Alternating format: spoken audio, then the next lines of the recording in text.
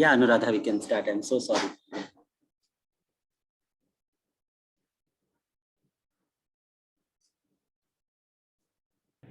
या thanks for unmuting मी। सभी साथियों को जिंदाबाद एंड वेरी वार्म वेलकम। आज के इस फैंटास्टिक डिस्कशन के लिए मैं बहुत ज़्यादा एक्साइटेड हूँ। आज जो हम चर्चा करेंगे वो खेल को लेके, पितृसत्ता को लेके और नारीवादी सोच को लेके, इन तीन मुद्दों को लेके हम बात करेंगे 5 धाकड़ ज़बरदस्त लड़कियों के साथ। हमारे साथ जुड़े हैं कुछ महिला जन अधिकार समिति से के साथ जो लड़कियां उनसे फ़ुटबॉल खेलना सीखी हैं। Madhu, I think Madhu, hello, am I audible? Yes, yes. Yes, you're audible. हाँ, ममता और सपना और मोनू और परचम बॉम्बे का जो एक ग्रुप है, वहाँ पे भी लड़कियों का एक फ़ुटबॉल टीम है। वहाँ से हमारे साथ फ़ातिमा और मदीना जुड़ी हैं। सो खेल के बारे में क्या बात करना, जब हम छोटे थे, हम बचपन में खेलना सभी को बहुत पसंद रहा है। लेकिन जो खेल और पितृसत्ता का रिलेशनशिप तो बचपन से ही शुरू हो जाता था, तब हमें नहीं पता था। लड़कियों का खिलौना एक अलग होता है, उनके खेलने का, उनको बताने का तरीका अलग होता है कि आप इन खिलौनों से खेलो, गुड़िया से खेलो, किचन सेट्स के साथ खेलो। लड़कों का अलग होता है, उनको गाड़ियाँ मिलती हैं, उनको गन्स मिलते हैं। बचपन में फिर भी अगर थोड़ा आप घूम दौड़ दौड़ के विषमृत और चीटी धाप और ये सब खेल भी लो, जैसे ही उम्र बढ़ती जाती है तो नानी दादी लोग का बोलना शुरू हो जाता है कि अब पीरियड शुरू हो गए हैं, तो इतना दौड़ा भागा मत करो, लड़कों के साथ घूम घूम के खेला मत करो। सो खेल का और जो पितृसत्ता का एक रिलेशनशिप है, it has been very deep and has had long term reaching effects on trajectories of everybody's life, be it a girl, boy, a non binary person. And आज उसी को हम देख रहे हैं कि स्पोर्ट्स को लेके अगर हम एक बदलाव सोसाइटी में ला सकते हैं तो वो कैसे हो सकता है। खेल सिर्फ खेल की बात नहीं रहती है, वो एक गेम की बात नहीं रहती है, वो इस बात का भी मुद्दा बन जाता है कि जो आसपास की कॉलोनी में आपका ग्राउंड है, जो एक पब्लिक स्पेस है, आप वहाँ पे क्लेम कैसे कर सकते हैं। पार्क में जब आप देखते हैं कि लड़के क्रिकेट खेल रहे हैं तो लड़कियाँ क्रिकेट क्यों नहीं खेल रही हैं। एक उम्र के बाद आपको बाहर चीटी दाव खेलते हुए भी लड़कियाँ नहीं दिखेंगी। तो इन मुद्दों में, इन लाइन में जब आप सोचने शुरू करो, जब कोई सोचना शुरू करता है तो फिर पता चल जाता है कि ये एक पॉलिटिकल एक्ट कैसे बन सकता है, of claiming space, of changing the narrative, the physical presence of, like, women and girls on ground around you, just playing, relaxing or doing whatever that they wish. So ये जो sports का एक और feminism का रिश्ता रहा है, उसको लेके तो काफ़ी सारी बातें हो चुकी हैं और बहुत पहले से, जैसे 1972 में एक आई थिंक अमरीकी कोई मैराथन वॉकर थी, जो अपने नाम को उनने ऐसे रजिस्टर किया था कि उससे आपको पता नहीं चलेगा कि ये औरत है या मर्द, और उनने अपने हस्बैंड के साथ वहाँ उस मैराथन में रजिस्टर कर लिया था। पर जब मैराथन का दिन आया और वो अपने हस्बैंड के साथ पहुंची ग्राउंड में कि मैं जाके आई विल ऑल्सो वॉक, जो दूसरे आदमी लोग थे, they started pushing her out of the track. वो आदमी उसको धक्का दे के बाहर निकालने लगे और तब उस औरत के हस्बैंड ने इंटरफियर किया और बोला कि नहीं, ये उसका भी हक है कि वो भी इस मैराथन में वॉक करेगी।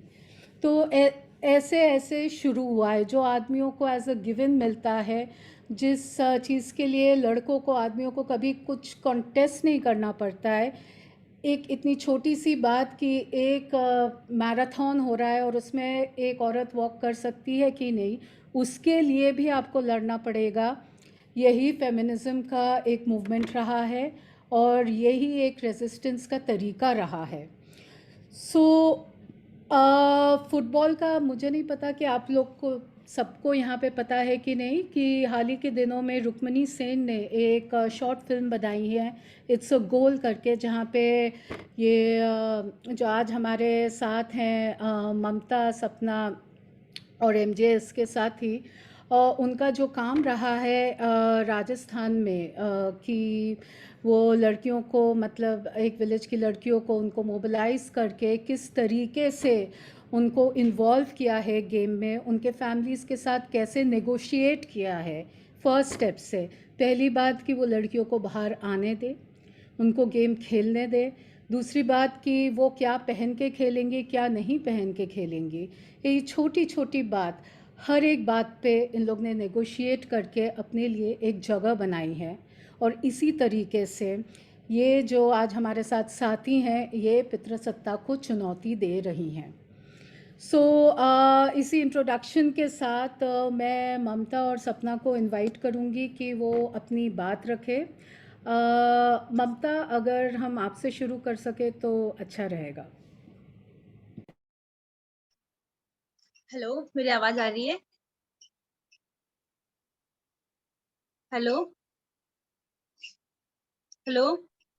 जी ममता, हाँ आपकी ममता, आवाज आ सुनाई रही दे रहा है, सुनाई दे रहा है।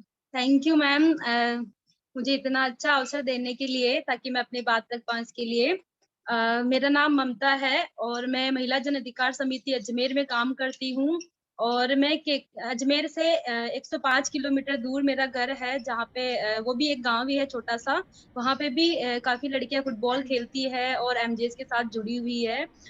हमने जो एमजेएस की जो सोच है फुटबॉल शुरू करने की, वो एक पितृसत्तात्मक जो सोच है कि मतलब पितृसत्तात्मक का जो ढांचा है उसको कैसे तोड़ता है। जो हमने हमने जो शुरू किया फुटबॉल, वो ना केवल फुटबॉल है, बल्कि वो एक फुटबॉल को हम कैसे नारीवादी सोच के साथ जोड़ के देख सकते हैं, वो इसका माध्यम है। और पितृसत्ता के अंदर जो भी लड़कियों और महिलाओं के लिए जो नियम, कायदे, कानून, जो समाज ने जो रोक टोक बनाए हैं, जो भेदभाव, छुआछूत, कि लड़कियां रात को बाहर नहीं जाएगी, लड़कियां ये कपड़े पहनेगी, जो समाज ने जो डिसाइड किए लड़कियों को लेकर, जो मूल्य सेट किए हैं, उसको तोड़ने का बहुत अच्छा मतलब अच्छा गेम भी है, प्लस एक अच्छा जरिया है ये।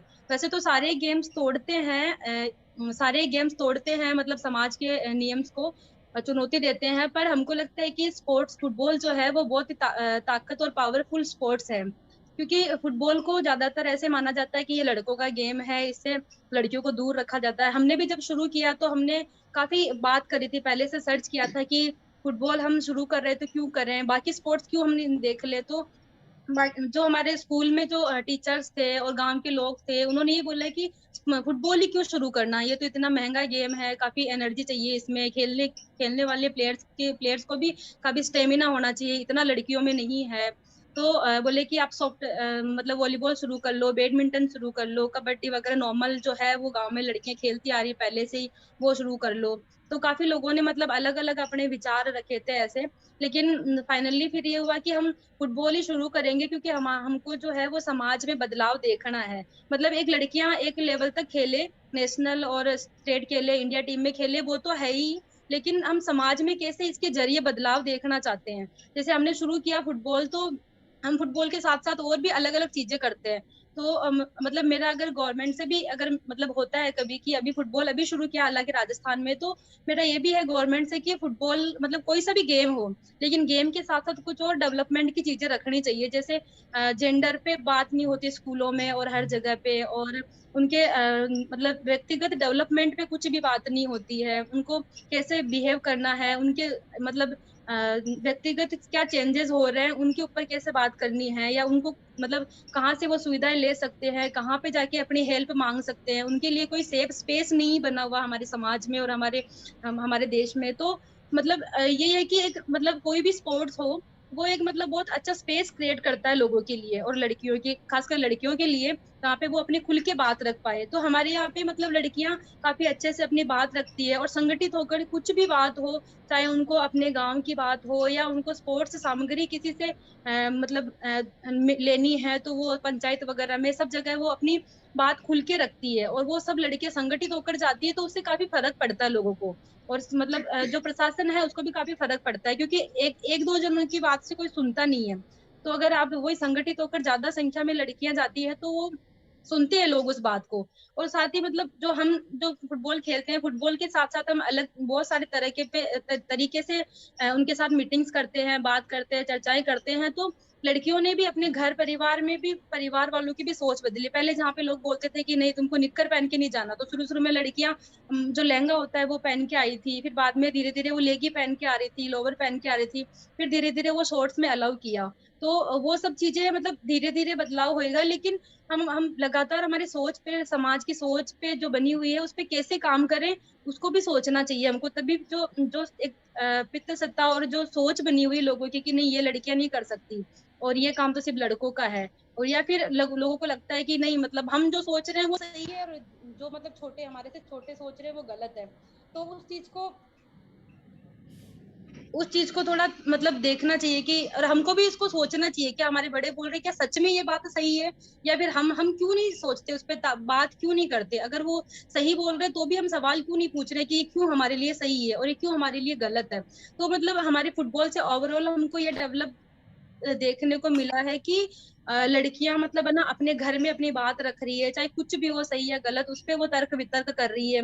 अगर उनको नाइट में बाहर जाना है या किसी के साथ जाना है, घर वाले किसी को साथ भेज रहे हैं तो वो साथ भेज रहे हैं। अगर छोटे बच्चे को, जैसे गांव में होता है कि छोटे बच्चे को साथ में भेजते हैं, तो ये छोटा बच्चा मतलब अगर हमारे साथ कुछ होता है तो हम अपने आप को बचाएंगे, छोटे बच्चे को बचाएंगे। छोटा बच्चा इतना तो है नहीं बड़ा कि वो हमारी रक्षा करेगा बहन की।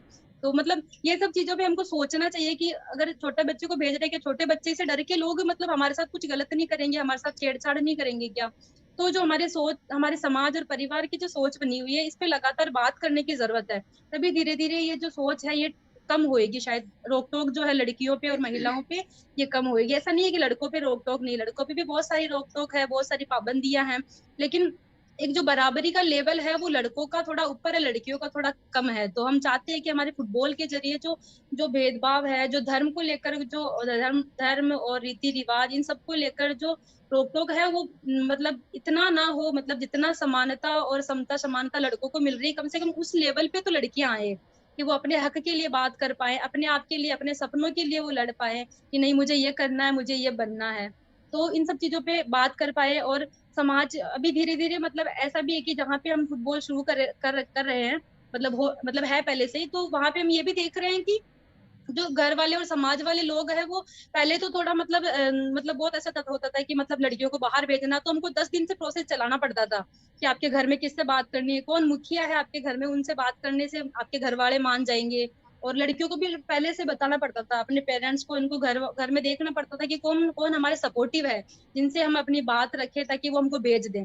अब थोड़ा थोड़ा ये कम हुआ है कि जैसे लड़कियां कल ही जाना तो एक दिन पहले से बोलेगी तो पेरेंट्स मान जाते हैं। तो एक विश्वास विश्वास जो है वो एक बनता है लड़कियों से, और लड़कियों में खुद में भी थोड़ा मतलब बहुत कॉन्फिडेंस आता है, उनके खुद के अंदर भी काफी सारे चेंजेस जो होते हैं वो मतलब अच्छे तरीके से वो अपनी बात को रख पाती है, अपने टाइम पढ़ाई हर चीज को वो अच्छे से मैनेज कर पाती है। और हमारे समाज में जो चीजें चल रही है उनको चुनौती देना, जैसे हमारे यहाँ पे लड़कियों ने खुद ने डिसाइड किया कि हम चाइल्ड मैरिज होएगा वहां पे शादी में खाना खाने नहीं जाएंगे। तो जब वो एक शादी में खाना खाने नहीं गई तो ऑटोमेटिक मतलब लोगों में थोड़ा मतलब हालांकि रुका तो नहीं है चाइल्ड मैरिज हमारे खाना खाने नहीं जाने से, लेकिन थोड़ा मतलब ये तो हुआ कि देखो ये लड़कियां जा नहीं रही है, मतलब बाल विवाह वगैरह में खाना खाने नहीं जा रही। तो एक मैसेज जा रहा है हमारे लिए, वही बड़ी बात है। क्योंकि समाज तो तभी सुधरेगा जब तक उनपे खुद पे चीजें मतलब क्या बोलते हैं खुद पे बीतेगी नहीं। जैसे मान लो लोग बोलते हैं, अभी हम काफी सारी चर्चाएं चलाते हैं, लोग बोलते हैं कि बाल विवाह करके तो क्या है, मतलब बाद में तो रिश्ते टूटते ही हैं, अपनी पसंद से जाती है, इससे अच्छा पहले से पसंद से शादियां करवा दो। तो हम बोलते हैं कि मतलब फिर आप करते क्यों हो। तो लोग बोलते हैं कि मैडम जब तक खुद पे नहीं बीतेगी ना, कि हाँ मतलब जब तक खुद पे बीत जाती है हो जाती है उसके बाद लोग सुधरते हैं, ऐसे नहीं सुधरते हैं। तो हम अगर एकदम से शिकायत करते हैं चाइल्ड मैरिज या किसी भी चीज की जो गलत हो रही है उसकी शिकायत करते हैं तो उसे लोग हमारे खिलाफ भड़कते हैं, ना कि वो ठीक से उस प्रोसेस को समझते नहीं है वो लोग। तो हमको ऐसा लगता है कि लगातार उनकी सोच पे कैसे बात करें हम, ताकि हमारे हम तो एक शादी को रुकवा देंगे, दो को रुकवा देंगे, हम कब तक कितनी शादी को रुकवाएंगे। इससे अच्छा है कि हम उनके सोच पे बात करें, वो लोग उन लोगों को किस तरह की नीड है उस पे बात करें, तो शायद थोड़ा हमारे समाज में और ज्यादा सुधार अच्छे से देखने को मिलेगा।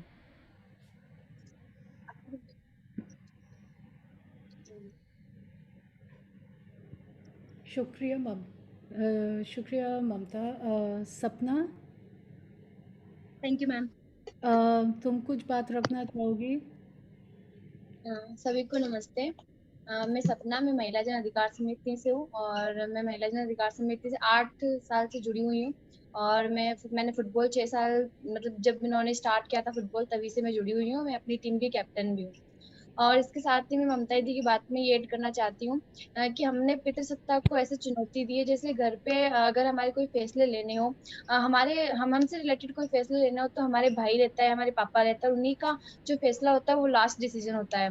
तो हमने अपने हक के लिए लड़ाई लड़नी सीखी है। हमने, अगर हमें पढ़ाई करनी है, हमें बाहर जाना है, तो हमने उनसे अपनी बात रखना सीखी है अपने घर पे। हमने उनको ऐसे चुनौती दी है। और इसी के साथ ही जैसे हम ग्राउंड पे फुटबॉल खेलने के लिए जाते थे, तो लड़के ऐसा सोचते थे, जैसे हमारे भाई सोचते थे कि हमारी बहनें वहां पे घर पे काम करे तो ज्यादा अच्छा होगा। या फिर उन्हें ऐसा भी लगता था कि लड़की अगर फुटबॉल खेलेगी तो वो आगे निकल जाएगी हमसे, जो हमारा समाज में वर्चस्व है वो कम हो जाएगा। तो इसकी वजह से उन्होंने हमें फुटबॉल खेलने से रोका। लेकिन हमने उनसे भी लड़ाई लड़ाई की और उन्हें समझाया, और हमने उन्हें अपने सपोर्ट में किया। तो इस तरह हमने पितृसत्ता को चुनौती दी है। और जैसे जैसे कि अभी एक चीज और ऐड करना चाहूंगी मैम। अभी जैसे हमारा 7 और 8 जून को हमारा एक टूर्नामेंट था डिस्ट्रिक्ट लेवल का। तो हम देख रहे थे वहां पे कि जो महिलाएं हैं वो तो बहुत कम आ रही थी देखने के लिए मैच, और पुरुष जो है वो बहुत ज्यादा मैच देखने के लिए आ रहे थे। लेकिन उसी उन्हीं में से जो थोड़े एज में थे वो मतलब टीम को जाके प्रोत्साहन कर रहे थे कि मतलब हाँ तुम अच्छा खेलोगी, तुम अच्छा करोगी। और इतने लोगों में से उठ के लोग जाके टीम को जब मतलब अच्छे से सेलिब्रेट कर रहे थे कि नहीं तुमने अच्छा खेला, तो हमने वो सब परिवर्तन हमने देखे। तो हमको लगता है कि नहीं यार, मतलब परिवर्तन तो आएगा, लोग एक्सेप्ट भी करेंगे, लेकिन धीरे धीरे से करेंगे, एकदम से नहीं होगा। क्योंकि एकदम से कुछ चीज होती है तो आज हम हमारे अंदर भी कुछ, जैसे कि हमको गुस्सा आ रहा है, हम अपने गुस्से को कंट्रोल करना चाह रहे हैं, तो हम और ज्यादा डिप्रेशन में जाते हैं। तो धीरे धीरे काम होगा उस चीज पे, लेकिन लोग मतलब लोग बदलेंगे जरूर अपनी सोच को। तो मेरा तो आखिर आखिर तक भी यही सवाल है और यही कहना है कि सुझाव है कि मतलब हम लगातार सोच पे काम करते रहे लोगों के साथ, और लगातार उनकी चीजों पे बात करते रहे, तो शायद लोग जरूर बदलेंगे और हमारे समाज में जरूर सुधार आएगा। बिल्कुल सही बात कही है आपने। मुझे बस एक क्वेश्चन पूछना था, तो आप लोग का जो ट्रेनिंग करती हैं वो भी आप ही के विलेज से है कि बाहर से कोई आए हैं? स्पोर्ट्स को लेकर हाँ, फुटबॉल को लेके। हाँ मैम, हमारा जो डिस्ट्रिक्ट फुटबॉल एसोसिएशन के जो कोच है वो हमारे साथ जुड़े हुए हैं। और मैंने ग्रास रूट डी लाइसेंस भी किया है, तो मेरे पास तो वो है। प्लस मैंने फुटबॉल एमजे से ही सीखा, पहले मैं वॉलीबॉल खेलती थी और मैं इन लड़कियों को देखती थी। इनके 1 साल बाद मैंने शुरू किया, और अभी मैं गाँव में सिखाने के लिए जाती हूँ लड़कियों को, और अभी हमारे यहाँ पे 250 लड़कियां खेलती है। तो हम मतलब हर 1 साल के अंदर, अभी कोविड में नहीं हुआ, बाकी हमारा हर साल में 2 कैंप होते हैं, जिसमें फुटबॉल संघ के जो कोचेज होते हैं वो आते हैं, कुछ बाहर से भी बुलाते हैं कभी कभी। और जो हमारी लीडर लड़कियां होती हैं उनसे अलग, मतलब एक टीम को लेकर कैसे चलना है, उनकी क्या दिक्कतें हैं, उनपे कैसे बात करना। तो हम हर गांव से लीडर लड़कियां भी चुन के उनके साथ भी अलग से बात करते हैं, और उनके साथ अलग से वर्कशॉप रखते हैं।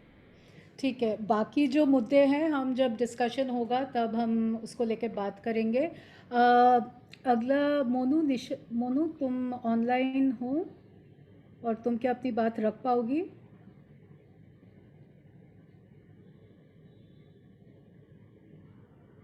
और अगर तुम अपना एक इंट्रोडक्शन मोनू शुरू करो, ये बता के कि तुम कब से जुड़ी हुई हो फुटबॉल टीम से और इस महिला जन अधिकार समिति से, और फिर तुम अपनी बात रखना। ओके, तो फर्स्ट ऑफ ऑल सबको जिंदाबाद दोस्तों, और मैम सर जो भी हैं उनको मेरी तरफ से जिंदाबाद। दूसरी चीज, थैंक यू फॉर ये अपॉर्चुनिटी आपने मुझे दी, और आज मैं बहुत खुश हूँ कि मुझे अपने परचम से अपॉर्चुनिटी मिली है कि मैं अपनी परचम की तरफ से सारी लड़कियों की बात रखूं। सो फर्स्ट ऑफ ऑल परचम ने बहुत बड़ी अपॉर्चुनिटी दी है। मैं परचम से 3 साल से खेलते आ रही हूँ। परचम में मुझे बहुत ज्यादा ही अप्रिशिएट किया है। कहीं ना कहीं मैं भी एक वो लड़की थी कि घर में बैठती थी, मतलब घर में बैठना, सिर्फ मॉम डैड की बातें मानना, कहीं बाहर नहीं निकलना। बाहर मैं मतलब मैंने कभी बाहर ना मॉम डैड के बिना दुनिया फेस ही नहीं करना सीखा था। बट 3 साल में परचम ने मुझे वो अपॉर्चुनिटी दी कि मैं बाहर की दुनिया को देख सकूं, उन्हें पहचान सकूं, उनसे फेस कर सकूं। परचम ने कहीं ना कहीं पूरी लड़कियों की लाइफ बदली है। एज इवन भले एक मुंबई है, बट मुंबई में भी कहीं कहीं ऐसे छोटे शहर हैं जहाँ के अपॉर्चुनिटीज हमें नहीं प्रोवाइड होती थी। जैसे कि मैं भी एक छोटे एरिया से बिलोंग करती हूँ, यहाँ की छोटी सोच है। उन्होंने कहीं ना कहीं, वो एरिया एक ऐसा है कि वहाँ पे शॉर्ट्स नहीं पहन सकते, टी शर्ट अलाउ नहीं है, जीन्स अलाउ नहीं है, उन्हें भी सूट सलवार में रहना पड़ता है। बट उसमें भी लड़कियों के बहुत सारे केसेस सुनाई पड़ते थे। परचम ने, हमारे पेरेंट्स खुद डरते, पेरेंट्स पेरेंट्स भी गलत नहीं कह रहे, बट दुनिया के हिसाब से पेरेंट्स भी एक हिसाब से वो सही सोचते हैं कि मेरी बेटियां सेफ रहे। बट कहीं ना कहीं परचम ने हमारे पेरेंट्स की सोच बदली कि अगर दुनिया गलत है तो दुनिया की सोच बदली है, ना कि अपनी बेटी की। परचम ने कहीं ना कहीं मेरे पेरेंट्स को भरोसा दिलाया। परचम में आज 300 से भी ज्यादा लड़कियां जुड़ी हुई हैं, परचम जिन्हें सपोर्ट कर रही है, और उन्हें हर एक लड़कियों को सपोर्ट दिया। कहीं ना कहीं सब, स्टार्टिंग में सबने सलवार स्टार्ट किया, प्लाजो, एज अ लैगी, सबने स्टार्ट किया था। कोई स्टार्टिंग में जीन्स टी शर्ट या फिर शॉर्ट्स में नहीं आता था। उन्हें धीरे धीरे परचम ने कॉन्फिडेंस दिलाया कि नहीं, आप ये पहन सकती हो, आप पहनो, अच्छे से खेलो। उन्हें उनके पेरेंट्स ने खुद सामने से, परचम ने एक ऐसा सोच क्रिएट किया ना कि सामने से पेरेंट्स ही कहते थे कि नहीं, अभी आप पहनो, अभी अभी बेटा तू फुटबॉल के लिए जा रही है तो देन शॉर्ट्स में जा, पूरे फुल किट में जा, तू फुटबॉल के लिए जा रही है, घूमने थोड़ी ना जा रही है। पेरेंट्स खुद हमें आज सामने से बोलते हैं, बिकॉज ऑफ परचम।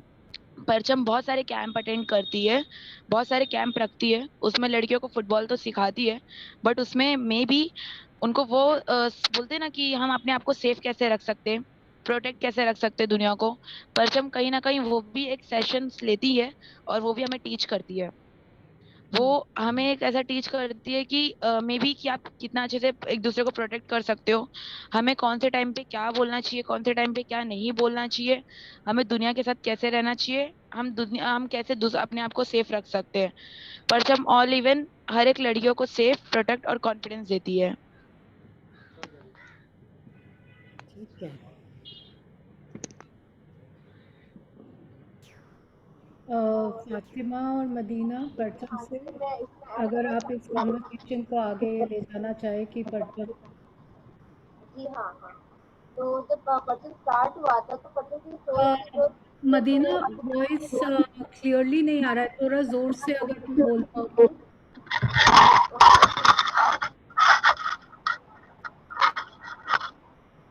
अब आ रहा है हमारा फेस नहीं वॉइस? दिख रहा है, सिर्फ गला दिख रहा है। थोड़ा सा ऊपर अभी भी गला और ये चिन दिख रहा है। हाँ, अब ठीक है। अच्छा, तो मेरा नाम मदीना है और मैं परचेज से 3 साल से जुड़ी हुई हूँ।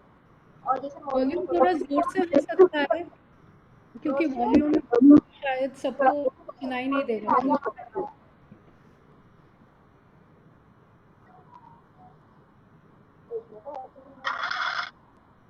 अब सही है? हाँ, थोड़ा कम ही पर ठीक है, शायद सब सुन पा रही है। अच्छा, ओके। तो मेरा नाम मदीना है और मैं परचेज से 3 साल से जुड़ी हुई हूँ। तो जैसे ममता ने और मोनू ने दोनों ने बताया कि गेम स्टार्ट हुआ, पर जैसे मैं थोड़ा ऐड करना चाहूँगी तो जब मैंने फुटबॉल स्टार्ट किया था तो वो सोचना स्टार्ट किया था, वो सोच रही थी कि फ्रेंडशिप ही सोचती कि जो हेट चल रहा है समाज में कि लड़का लड़की या लड़का लड़की से पहले जो चला एक मतलब कम्युनिटी वाला सम्मान की और लड़कियां जो है वो मदीना, आवाज कम आ रही है। सॉरी, एक सेकेंड है, माफ करो। अनुराधा, शायद आवाज कम आ रही है ना? हाँ, मैंने भी बोला पर वो रिजॉल्व नहीं हो रहा। या तो मदीना, तुम अगर थोड़ा पास आके जोर से बात रखो तो। हाँ, उसके थोड़ा पास आकर थोड़ा जोर से बोलना रे प्लीज। सिस्टम अब आ रही है। नहीं। हाँ, कोशिश करो, थोड़ा और जोर से बोलो। बोलो।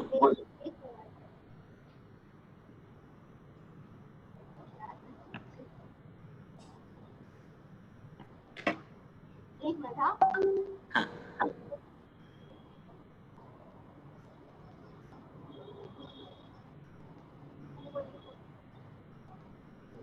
अब आ रही है क्या?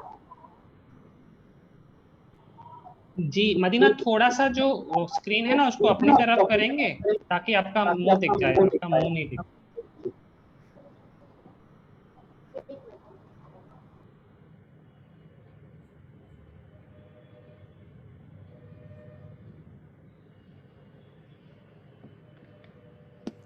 अब तो एकदम ही आवाज़ नहीं आ रही। आप म्यूट पे हो। आप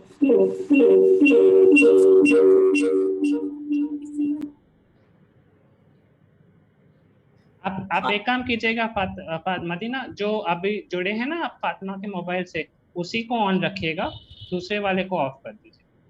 थोड़ा बंद कर सकते हैं एसी थोड़ी देर? उधर से आवाज प्रॉब्लम करेगी। उधर से नहीं है वैसे। अब आ रहा है क्या आवाज?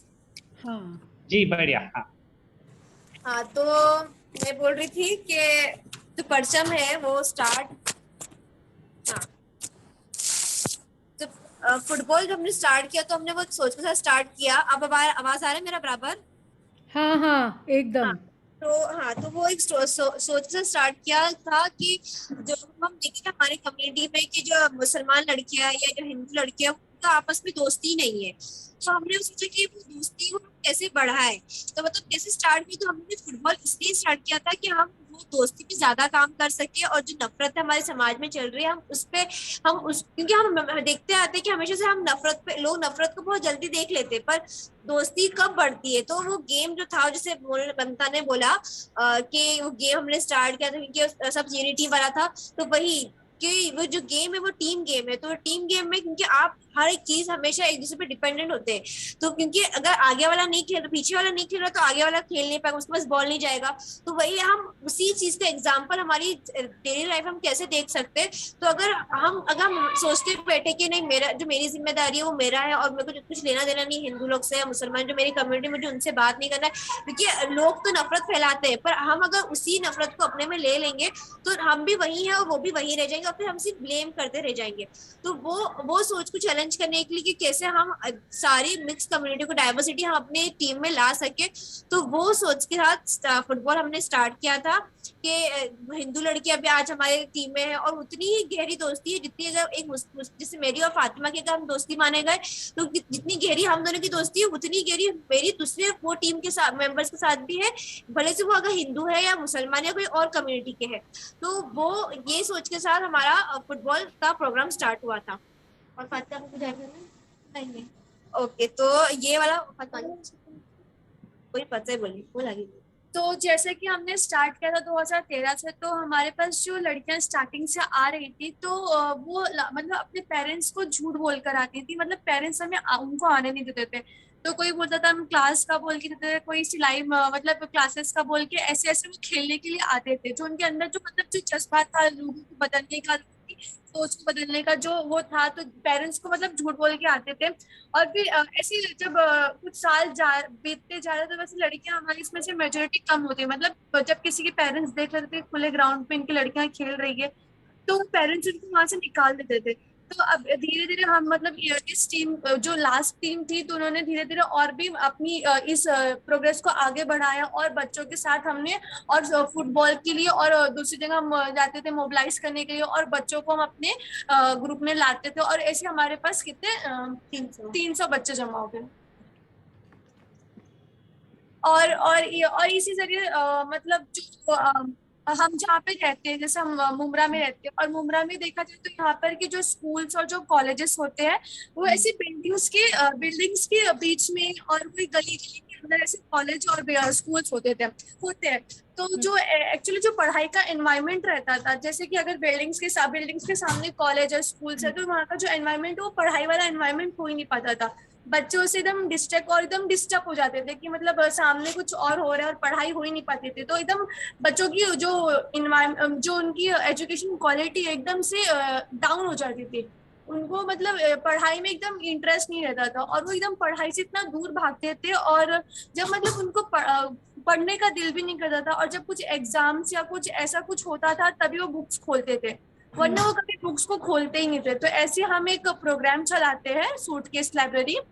तो हम और जो फुटबॉल के जो प्लेयर्स हैं हमारे, जो फुटबॉल खेलते हैं, वो हमारे साथ मिलकर वॉलेंटियर करते हैं, ऐसे एरियाज में जाते हैं, वहां पर देखते हैं जो बच्चे स्कूल्स नहीं जा पाते हैं उनके साथ, और जो बच्चे स्कूल जाते हैं, जो 8th में है 9th में, उनको अभी तक अपनी स्पेलिंग्स नहीं लिखनी आती है, उनको 2 लेटर वर्ड्स नहीं आते, 3 लेटर वर्ड्स नहीं आते हैं, स्कूल जाते हैं, लेकिन उनको वो अंदर जो पढ़ाई के साथ जो वो इंटरेस्ट है वो एकदम खत्म हो चुका। तो उनको पढ़ाई से एकदम दूर रहते हैं वो। तो उनको अपने काम लिखने नहीं आता। तो हम लोग हमारे जो पर्सन के वॉलंटियर्स जो फुटबॉल खेलते हैं उनके साथ हम जाते हैं, एरियाज में जाते हैं जहाँ पे ऐसे बच्चे देखते हैं, हम उनके साथ सूटकेस लाइब्रेरी करते हैं। उनको हमारे पास जो बुक्स रहती है, हमारे पास जो पिक्चर्स वाली बुक्स रहती है, कलरिंग बुक्स रहती है जो कलरफुल, जिसमें दिखे कि बच्चों से इंटरेक्ट हो, तो ऐसी बुक्स हम पहले बच्चों को इंट्रोड्यूस करवाते हैं। पहले स्टार्टिंग में बच्चों के साथ पहले बहुत डिफिकल्ट होता है कि बच्चों को बुलाना और ये सब करना, तो पहले हम बच्चों के साथ ऐसा छोटा गेम्स खेलते हैं कि बच्चे हमारे साथ आए, इंटरेक्ट करें। तो ये हमारा जरिया रहता है पहले उनको बुलाने का, फिर हम उनसे इंट्रोड्यूस करवाते हैं बुक्स को, ऐसे बुक्स को जो एकदम इंटरेस्टिंग दिखे, बच्चे उसको खोल के पढ़े।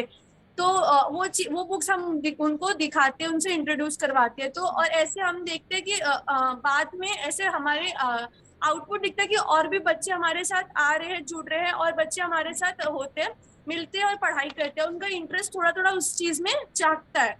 तो ऐसे हम ये प्रोग्राम भी चलाते हैं। और हमारे जो वॉलंटियर्स पर्सन के वो हमारे साथ ऐसे बहुत सारे एरियाज भी कवर कर चुके हैं, और हम अभी ऐसे कि एक साथ मिलकर 5 एरिया कवर कर रहे हैं, मतलब उस पर ज्यादा फोकस कर रहे हैं। वहाँ पे बहुत लाइक ऐसा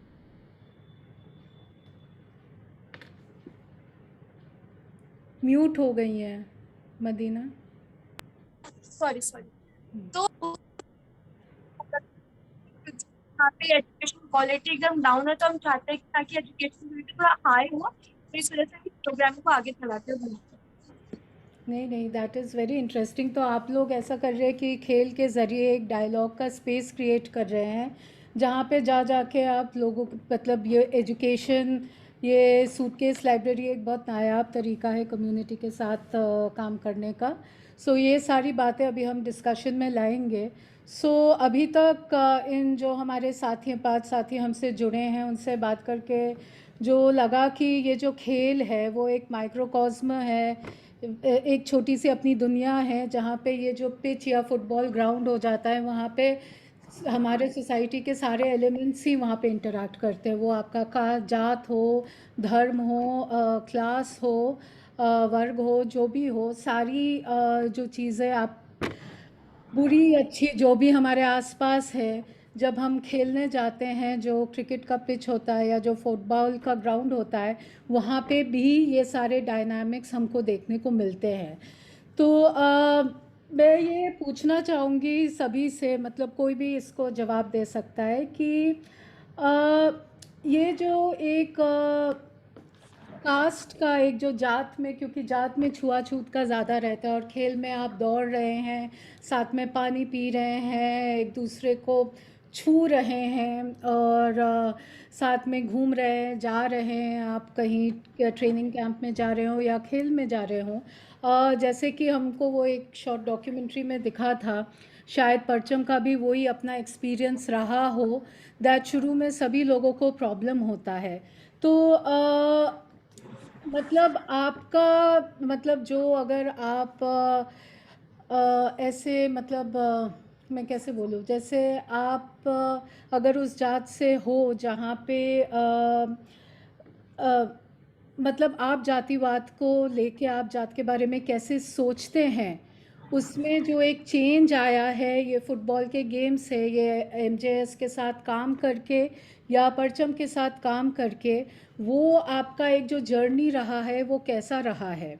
जैसे आई थिंक मेरे ख्याल से सपना ने इट्स अ गोल, वो जो फिल्म में, उसमें उसी ने बात शायद रखी थी, या ममता ने, अब मुझे याद नहीं आ रहा है, कि जैसे लोगों को इनिशियली प्रॉब्लम हो रही थी कि कोई प्लेयर जो आई हैं उसको, मतलब जाति वर्ण में जो देखते हैं कि उनके साथ हमको नहीं खेलना है, लेकिन वो फुटबॉल टीम के मेंबर्स ने कैसे उसको चेंज किया, पूरा एक स्पेस बनाया, और ये जो एक सोच है उसको हराया है।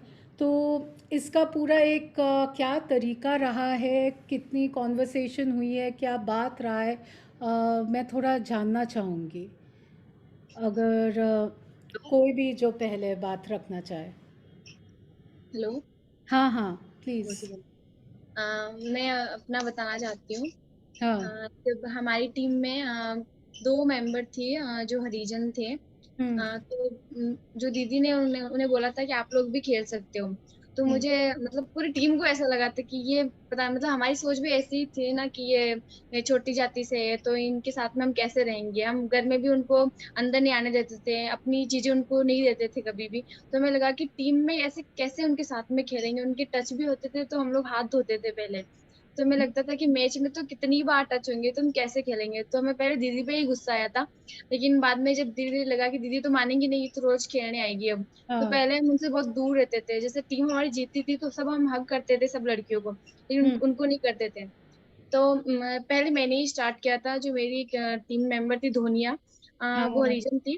तो मैंने ही उससे फर्स्ट बार जब हमने मैच खेला था तब हम जीते थे तो सब हक करे। तो मुझे लगा कि वो उससे बहुत बुरा अजीब सा लग रहा था कि है ना, ये सब एक साथ रहती है बहनों की तरह, हमें अलग रखती है। तो मैंने ही जाके उसको हक किया था और वो आज हमारी टीम में ऐसे रहती है जैसे मतलब किस जाति का हमें पता ही नहीं कि कौन किस जाति से है। अभी हमारी टीम में छुआछूत बिल्कुल भी नहीं है। नहीं, तो वही मुझे मतलब मैं जानना चाहती हूँ कि जब ये बातें मतलब ये जो बात हुई एमजे, इसमें आप लोग की बात हुई होगी जाति को लेके, क्योंकि मतलब स्कूल में आप जा रहे थे लेकिन स्कूल में हमेशा ये बातें नहीं होती है, क्योंकि वहाँ पे भी एक जातिवाद चलता रहता है। जैसे कुछ बच्चों को पीछे बिठा देंगे, बाहर कर देंगे, कुछ को बोलेंगे कि इनको पढ़ने में इंटरेस्ट ही नहीं है। ये सब बातें हमको लगती हैं कि जब हमारे साथ होता है तो, या हम आसपास लोगों को देखते हैं तो हमको लगता है कि नहीं, हम ज़्यादा इसके बारे में सोचते नहीं है कि इसमें क्या कुछ जाति के बारे में हो सकता है वगैरह वगैरह। पर हर ही चीज़ में अगर तुम देखो, हमारे सोसाइटी में हर एक चीज़ में कास्ट बहुत ही अंदर गड़ा हुआ है। तो वो एक अनुभव कैसा रहा ये जानने का कि जो हम इतने सालों से मैं समझ रही थी वो ठीक नहीं था या गलत था। तो उस अनुभव को लेके आपने कभी क्या टीम में बात की? ये तो आपने ठीक है धोनिया को जाके गले लगा लिया, और क्योंकि वो भी एक टीम का मेंबर है और आपको लगा कि ये एक गलत बात है। लेकिन ये जो हुआ कि ये गलत बात है, इसको लेके कभी क्या कॉन्वर्सेशन हुई थी टीम में हाँ कि जाति को लेके कि ऐसा नहीं करना है, और नहीं करना है तो क्यों नहीं करना है? मैम इसके बारे में बताती हूँ। जब हाँ। मैं भी 9th और 10th क्लास में थी तो मैं एमजेएस की मीटिंग से जुड़ी हुई थी। तो ये मतलब अभी से नहीं है कि मतलब हमारी टीम में मतलब अभी से जो समाज है उसके जो अलग अलग वर्ग है उसको लेकर बात करते हैं। ये जब मैं पढ़ती थी तो तब भी हमारे साथ हम मतलब हरिजन लड़कियां जाती थी पढ़ने के लिए। तो और या फिर मैं गांव में, हमारा क्या सामूहिक होता है पानी भरने का नल।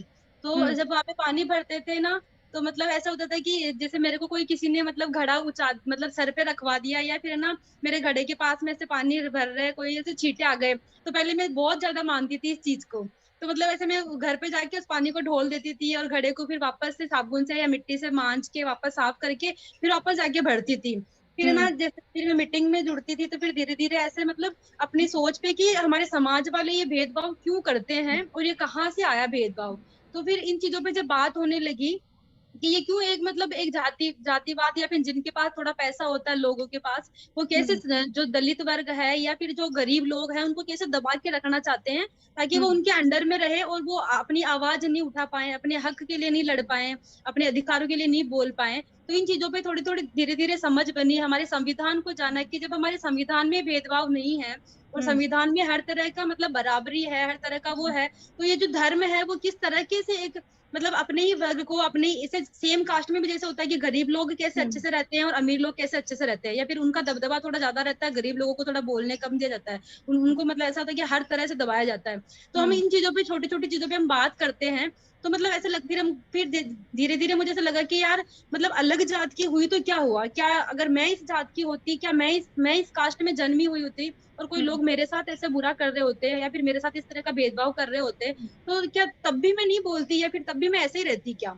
और अगर मुझे कितना बुरा लगता अगर मेरे साथ कोई ऐसा करता तो, या उसकी जगह मैं अपने आप को रख के देखूं कि मैं इस जगह होती तो मेरे को कितना बुरा फील होता। तो मतलब हम इस तरीके से लोगों के साथ बात करते हैं। जैसे हमारे टीम में जैसे धोनिया है, तो उसको क्या पढ़ाई में बहुत कमजोर है, तो निराज है जो पढ़ाई में इंटेलिजेंट है। वो मतलब हमारी टीम में इतना अच्छा बॉन्डिंग हो गया है कि वो उसको अपने घर पे बुलाती है, उसको घर पे उसको पढ़ाया उसने। और सेंटर पे भी हमारा मतलब हर गांव में 5 गांव में हमारे 9 सेंटर खोले हैं, जिसमें हर वर्ग की लड़कियां आती है, कोई भेदभाव नहीं, कोई मतलब जैसे पानी का मटका रखा तो वो पी रही है तो हम भी पी रहे हैं, या उसकी बोतल से पानी हम पी रहे हैं, उसका खाना हम खा रहे हैं। तो धीरे धीरे मतलब ये चीजें हमारे अंदर खत्म हुई है, क्योंकि हमने समझा कि ये चीज है क्यों और कर क्यों रहे समाज वाले, और हम क्यों कर रहे हैं। अगर आपको दिक्कत है तो आप जैसे कोई अमीर लोग है, उसके घर पे इतनी गंदी मतलब साफ सफाई बिल्कुल नहीं है, गंदगी नहीं है, गंदगी बहुत ज्यादा है, और लोग वहां पे जाके खाना खा रहे हैं, पानी पी रहे हैं। जबकि हमको एक समाज से नहीं, बल्कि अगर आपको प्रॉब्लम है तो आप गंदगी से करो कि इसके घर पे साफ सफाई नहीं है, हम नहीं खाएंगे भाई, आपके घर पे साफ सफाई नहीं है। अगर वही एक मतलब निम्न वर्ग का या फिर मतलब जैसे वंचित वर्ग बोलते हैं उनको, उनके घर पे अगर बहुत अच्छी साफ सफाई है तो हम क्यों नहीं खाएंगे, क्यों नहीं पियेंगे वहां पे। अगर आपको दिक्कत हो तो आप बोलो कि हमको साफ सफाई से दिक्कत है, साफ सफाई वो भी रखते हैं, साफ सफाई हम भी रखते हैं। तो मतलब ये जो समाज का किस तरह से ढांचा चलता हुआ आ रहा है लोगों को दबाने का, और ये जो एक ये भी भेदभाव वाली जो सोच है, इसको कैसे हम कम करें, इस पे हम लगातार बात करते रहते हैं। नहीं, नहीं, ये बहुत बड़ी बात है, क्योंकि कोई भी एक जो चेंज आता है वो बहुत धीरे धीरे आता है। और आप लोग ने जो किया है एमजेएस के साथ और अपने साथियों के साथ, अपनी टीम के साथ, वो बहुत ही बड़ी बात है, और मैं आप लोग को दाद देती हूँ इस बात की। मैं जानने की कोशिश कर रही हूँ कि जब आप लोग ने सोच लिया कि अब ये जातिवाद को आपको बंद करना है और आप अपने टीम में सब मतलब सब समान हैं, आप एक दूसरे के दोस्त हैं, आप मदद करेंगे, आप लोग ने तो ये मान लिया, लेकिन आपके आसपास जो लोग रहते थे, जब वो देख रहे थे कि आप एकदम ये अब नहीं मान रही हैं, तो कभी ऐसा हुआ कि किसी ने आपको रोक के कभी कुछ बोला या पूछा कि तुम ठीक हो, ये क्या कर रही हो, किसके साथ मिल रही हो, वगैरह वगैरह?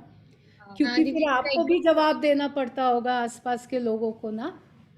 हाँ दीदी, एक बार हमारे गांव में मीटिंग रखी गई थी। तो हाँ। सब लड़कियां एक हमारी जो फ्रेंड उसके घर पे रुकी थी। तो हम्म। वहां पे धोनिया और उनकी बहनें भी आई थी। तो उसकी हम्म। मम्मी ने उस टाइम तो कुछ नहीं बोला, क्योंकि दीदी सब लोग थे। तो जब दीदी जा रहे थे, मीटिंग जब खत्म हुई, तो एक लड़की ने इंदिरा दीदी को बोला कि दीदी अभी मैं घर जाऊंगी तो मेरी मम्मी है ना आंगन धो रही होगी, क्योंकि हम्म। धोनिया वहां पे आई थी इसलिए। और जब हम्म। वो घर गई तो सच में उसकी मम्मी ने यही किया था। हम्म। और मतलब हमारे साथ में यही होता है कि जब हमने फर्स्ट बार धोनिया मतलब ग्राउंड से सब लोग देखते हैं कि हम सब धोनिया उनके साथ रहते हैं, उनका कुछ खाते हैं। तो जो पास में जो लोग रहते हैं वो गांव में ऐसा बोल देते हैं कि तुम सबकी लड़कियां हरिजनों की लड़कियों के साथ में रहती है, वहां पे खाना खाती है। तो हमें घर से डांट भी मिली बहुत बार, किया ना तुम लोग उनके साथ में क्यों रहते हो, वो ऐसे रहते हैं। तो जब जैसे मुझसे धोनिया ने एक बार क्वेश्चन किया था कि दीदी आप में और मुझ में क्या अंतर है, तो मैंने वही क्वेश्चन अपने पापा से और अपनी मम्मी से किया था कि आप में और उनमें क्या अंतर है। फिर इसके बाद मेरा 1 घंटे तक मेरी और पापा की बहस चली, तब जाके उन्हें कुछ समझ में आया। जो मुझे दीदी ने समझाई वही बात मैंने अपने मम्मी पापा को समझाई थी। मैम बहुत इस पे एक ही छोटा सा बढ़िया एग्जाम्पल और मैं सवाल देना किया है चाहूंगी। आपने। कि आप लोग तो एकदम ही पॉलिटिसाइज हो गए, मुझे बात करके इतना अच्छा लग रहा है। अब मैं परचम के साथियों से, मदीना और फातिमा से जानना चाहूँगी कि आप लोग एक तो जो बॉम्बे में काम कर रहे हैं, मतलब मुंब्रा में, मतलब महाराष्ट्र में, एक तो आपका एक इंटर रिलीजियस है कि हिंदू मुसलमान, एक वो जो कम्युनलिज्म का एंगल जो ये सत्ता हर बात पे बार बार निकाल के लाता है और चाहता है कि हिंदू मुसलमान एक दूसरे से लड़ते रहे, और वो हो रहा है। हिंदुत्ववाद बढ़ता जा रहा है, और वो अब उसको कैसे दबाए, सब एकदम सोचते ही रह जा रहे हैं। और जब लोग सोच रहे हैं, आप लोग बाहर जाके कुछ करने की कोशिश कर रहे हैं, तो आप लोग को तो दो दो चैलेंजेस हैं। एक तो ये हिंदू मुस्लिम वाला एक है, और वहाँ पे भी आप जहाँ काम कर रही है वहाँ पे भी एक जात का भी एंगल होगा। तो मैं जानना चाहती हूँ कि ये जो आप लोग जैसे जाके आप पढ़ाते भी हैं, कि कौन से बच्चे, ये जो बच्चे भी स्कूल में जाते हैं, वो गवर्नमेंट स्कूल में जा रहे होंगे, तो फिर वो निम्न वर्ग के होते होंगे, वहाँ की टीचर्स अच्छी नहीं होती है, तो वैसे अगर वो बोल भी लेके हम स्कूल जा रहे हैं, तो पढ़ के जो एक लोगों को प्रिविलेज मिलता है लिखने का, कि वो लिख सकते हैं, वो बात कर सकते हैं, अपनी बात बाहर रख सकते हैं लोगों के सामने, वो बच्चों के पास नहीं रहता, और आप उनकी वहाँ पे मदद कर रही हैं। तो ये सब काम जब फुटबॉल सिखाना हो, लोगों को जोड़ना हो या उनको पढ़ाना हो, तो वहाँ पे जब आप जाती हैं तो ये जात का कोई इशू आता है, तो कास्ट का आप फिर कैसे आप उसको डील करती हैं? और आपके कम्युनिटी में क्या आपने कभी देखा है मुसलमानों के बीच में कास्ट का इशू है? अगर है तो अगर आपने उसको कैसे लाइक परचम में कैसे आप लोग ने उसको डील किया है, कैसे एड्रेस करने की कोशिश की है? तो जैसे कि हम जहाँ रहते हैं वहां वो एक ऐसा गेटो है जहाँ सिर्फ आपको मुसलमान मिलेंगे। एक एंड पे सब मुसलमान और एक एंड पे सब हिंदू। तो वो दो टाइप ऐसा पूरा मुमरा के बीच में दो ऐसा एंड है, तो वो दो लोग एंड को कैसे हम मिलाए, तो वो हमारा मेन काम होता है। जैसे मैंने स्टार्टिंग में बोला यूनिटी पे हम काम करते कि हिंदू और मुसलमान की, तो वो हिंदुओं में फिर उसमें उनमें वापस से जात का, जैसे ममता और सपना ने बोला उनमें जात का है, वो उनके अंदर आता है। और हम जब हम लाते हैं हिंदू और मुसलमान को, तो जब हम लोग को साथ में लोग पब्लिक ग्राउंड पे खेलते हुए देखते हैं, हम लोग एक दूसरे का नाम बुला के खेलते हैं कि प्रज्ञा इधर आओ उधर आओ, तब हम एक दूसरे का नाम जब नाम लेते हैं तो वो लोगों को नड़ता है कि क्यों, मतलब हिंदू लड़कियां साथ में है।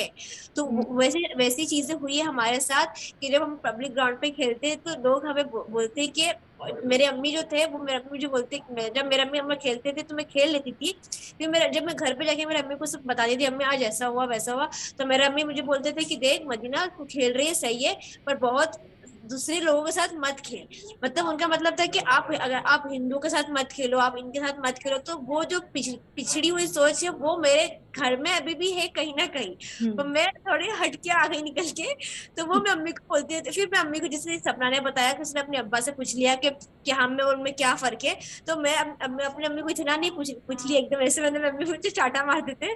तो मेरे अम्मी को बोली अम्मी मतलब मैं खेल रही हूँ ना, तो मेरे टीम वाले लोग हैं ना मेरे, तो वो तो मैं खेलूंगी ना उनके साथ। तो फिर अम्मी वापस से मेरे बोले नहीं फिर भी संभल के, फिर भी संभल के, क्योंकि वो ऐसे है वो ऐसे है। तो जो चलता है वो मतलब ऐसा मुझे लगता है कि जो चीजें ये है वो हमारे घर से स्टार्ट होती है। क्योंकि हम भी वो जब मैं स्कूल आई थी, मेरे स्कूल में कोई भी एक आपको हिंदू नहीं मिलेगा या कोई भी अलग रिलीजन का नहीं मिलेगा, क्योंकि हम सिर्फ मुसलमानों में ही बस पढ़े। जब मैं परचम में आई तभी मुझे अपने कुछ अलग कोई अलग रिलीजन के दोस्त मिले। फिर हम जो त्योहार होते हैं, जो उनके होली होता है, जो हमारी ईद होती है, तो हम एक मिल के मनाते, तो उससे हमारी बॉन्डिंग और बढ़ती है कि हाँ हम किस तरह के लोग फिर जब देखते ना लोग कि हाँ हिंदू की लड़कियां जा रही मुसलमानों के घर पे, मुसलमान हिंदू वहां पे आकर मना रहे साथ में दशहरा ये वो सब, तो वो जब लोग देखते हैं तो वो हमारे लिए सबसे बड़ा वो अचीव होता है कि वो लोग देख के समझते हैं कि हाँ हम कैसे इस ऐसे दौर में भी साथ में है, हम बीच अलग नहीं है, हम साथ में है। तो हम वो सब चीजें करने की कोशिश करते हैं कि जो चैलेंज करे सामने वाले की सोच को, कि हम तो चैलेंज कर रहे हैं आपको क्योंकि हम तो साथ में रहेंगे, हम वही बात कर रहे हैं कि हम यूनिटी लाएंगे, पर हम वही चीज दिखाने के लिए इस तरह का चीजें करते हैं। और जैसे मैंने बताया मेरे अम्मी का, तो अभी मेरे अम्मी मतलब बात करते करते, जैसे बोला सब स्टार्टिंग में, बात करते करते ही चेंज आएगा, एकदम से रैंडम चेंज, एकदम सडन चेंज तो नहीं आएगा। तो वही हम जैसे उन्होंने बोला सेशंस लेते, तो हमारे जो फुटबॉलर्स होते हैं, जो हमारे प्लेयर्स होते हैं, हम भी उनके साथ मिल के बार बार उसी चीज पे, भेदभाव पे या लड़का लड़की पे, हमारे यहाँ ज्यादा रिलीजन को ना रख देख के हमारे यहाँ पे भेदभाव चलता है, लड़का लड़की वाला जो है वो चलता है। तो क्योंकि हम मुसलमान कम्युनिटी से बिलोंग करते हैं, तो मुझे लगता है कि हम इस कम्युनिटी में ज्यादा वो चीज को लेके वो है, जैसे कि आपने बोला कास्ट या रिलीजन को लेके, तो पर इस हमारे रिलीजन में शायद ज्यादा लड़का लड़की का लेके प्रॉब्लम्स है, तो वो हम ज्यादा उस चीज पर ज्यादा कैसे फोकस करें, हम वो भी करते हैं कोशिश।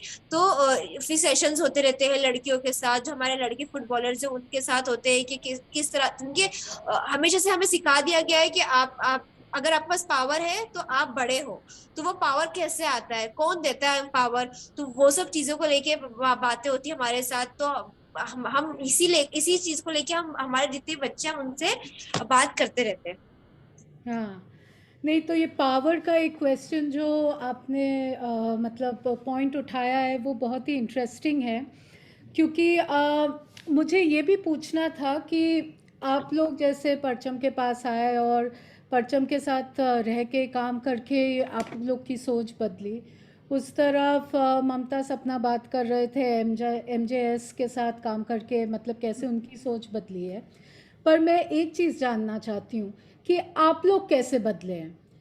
जब आप आए और उसके बाद क्या आपका कॉन्फिडेंस बढ़ा है? क्योंकि अगर हम जैसे लड़कियां जैसे बड़ी होती हैं तो आधी चीज़ें तो सब मना कर देते हैं, बाहर मत जाओ, ये मत करो। फिर आसपास अगर आपको कोई मना कर भी ना रहा हो, लेकिन आप देखोगे कि भाइयों को एक अलग तरीके से ट्रीट किया जा रहा है और उनकी अपॉर्चुनिटीज़ अलग हैं, तो हम पूछना, अपने हक के लिए भी मांगना हम बंद कर देते हैं। हम कुछ बातें बोलते ही नहीं है पेरेंट्स से, क्योंकि हमको लगता है कि वो शायद हमारे लिए है नहीं, वो सोच ही नहीं रहती है। तो मैं जानना चाहती हूँ मोनू, अगर तुम इसको लेके कुछ बोलना चाहो कि तुम जब फुटबॉल के गेम के थ्रू ही परचम से तुम जुड़ी हो, तो तुम में क्या बदलाव आया? उससे क्या कुछ कॉन्फिडेंस आता है? लगता है ज़िंदगी में अब जो भी मैं अचीव करना चाहूँ, मैं उसके पीछे जा सकती हूँ, एक कॉन्फिडेंस आता है? तुम्हारा एक्सपीरियंस क्या रहा है?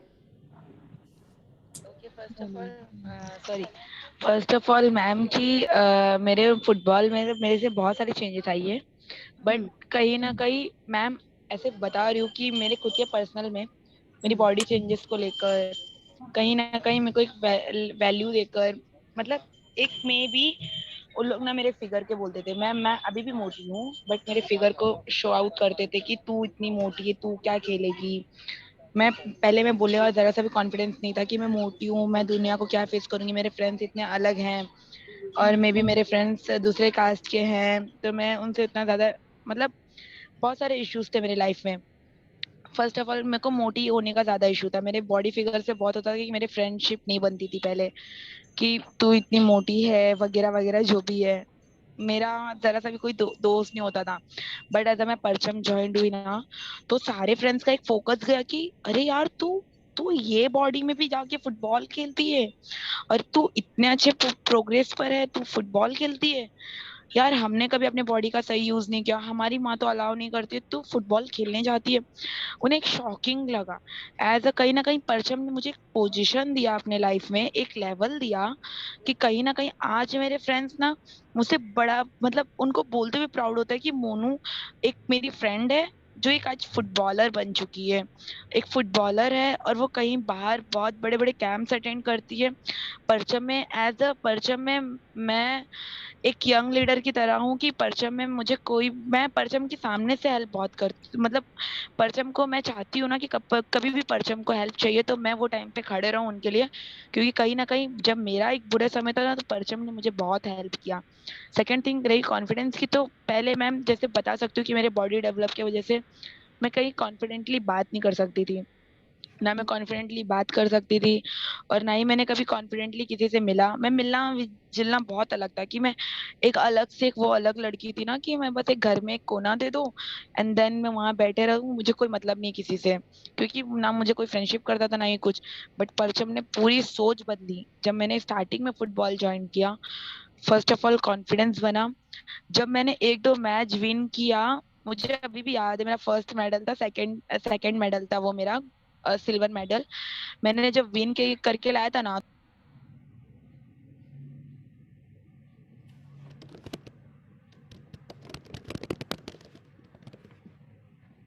मोनू तुम म्यूट पे आ गई हो, अनम्यूट कर लो। परचम को मैं कहीं ना कहीं थैंक यू सो मच बोलना चाहती हूँ कि आज परचम की वजह से मैं एक पोजीशन पे आई हूँ, सो थैंक यू परचम। नहीं, परचम को तो ऑफ कोर्स, मतलब परचम और एमजास का जो काम रहा है वो it's phenomenal I would say. और मोनू, मैं बस इतना कहना चाहूँगी कि शरीर जैसा भी हो वो हमारा शरीर है, और ये जो सोसाइटी है ये औरतों को उनके शरीर को लेके बहुत बुरा फील कराती रहती है। वो वेट को लेके हो, रंग को लेके हो, नाक के शेप को लेके हो, बाल के रंग को लेके हो।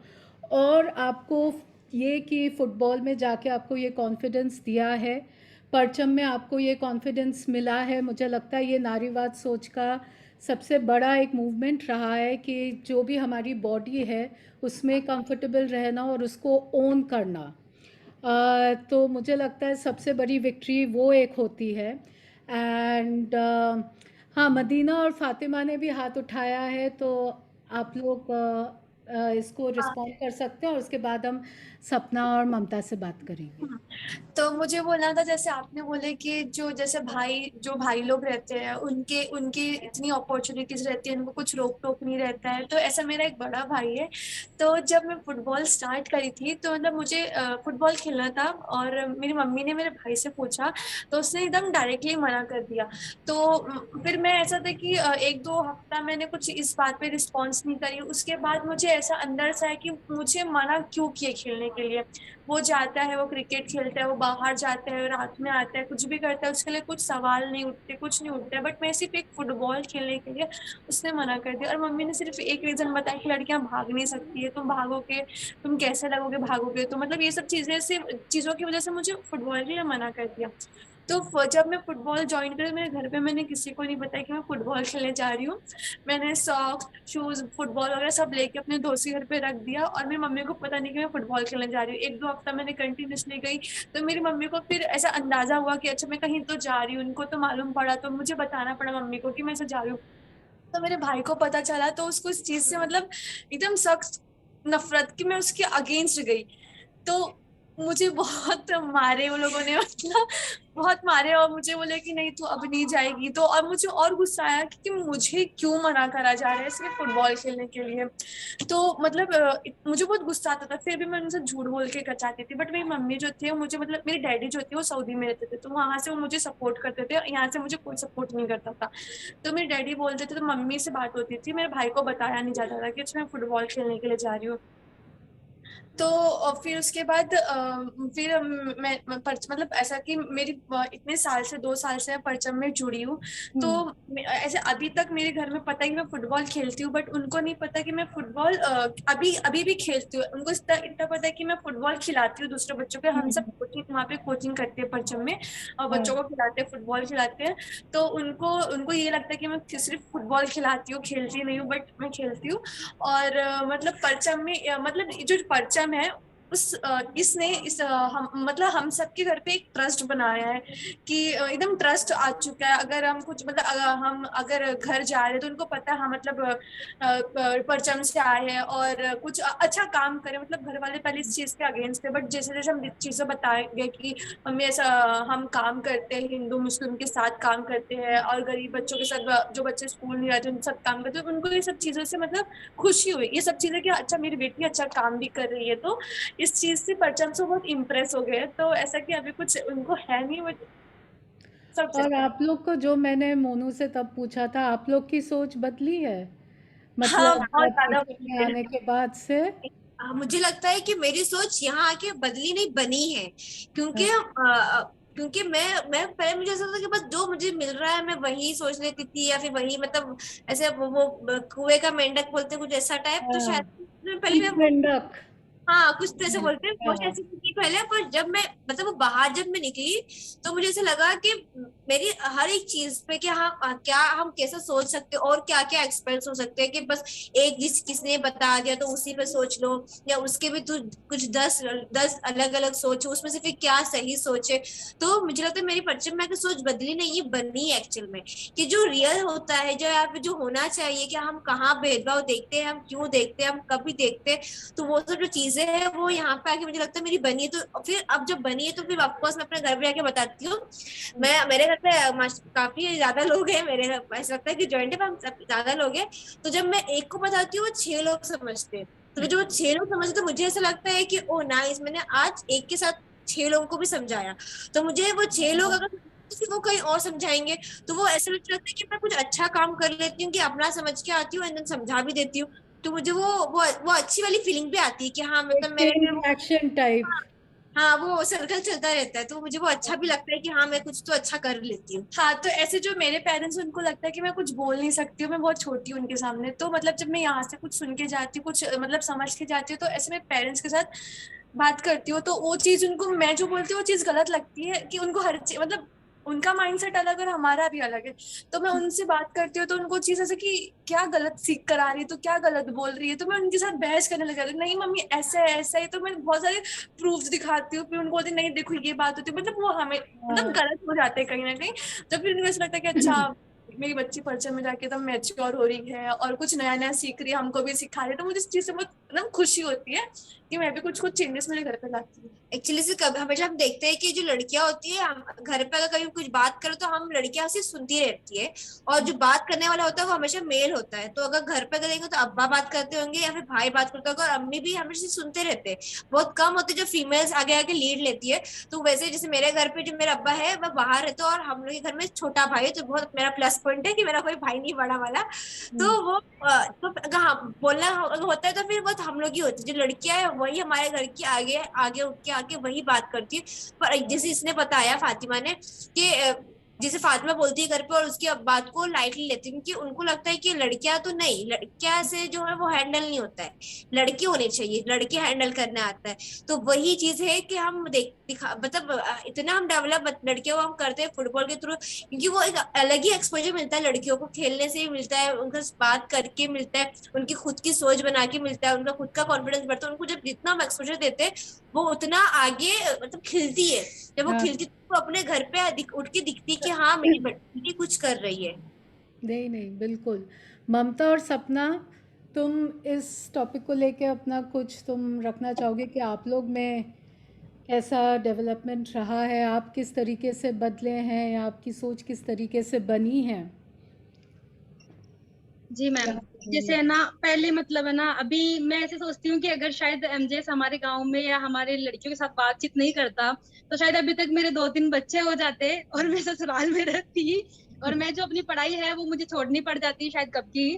तो एक जो आज मैं हूँ, पहले मुझे ना तो हमारा एजुकेशन स्टेट मतलब एजुकेशन जो शिक्षा का जो ढांचा है वो इस तरीके से है कि बस हाँ पढ़ाओ और खत्म करो चीजों को, बस मतलब कि पास किया आगे बढ़ो, लेकिन उन चीजों को कैसे हम हमारी जिंदगी में उतार के हम आगे बढ़े वो चीजें नहीं सिखाई जाती हमारी एजुकेशन में।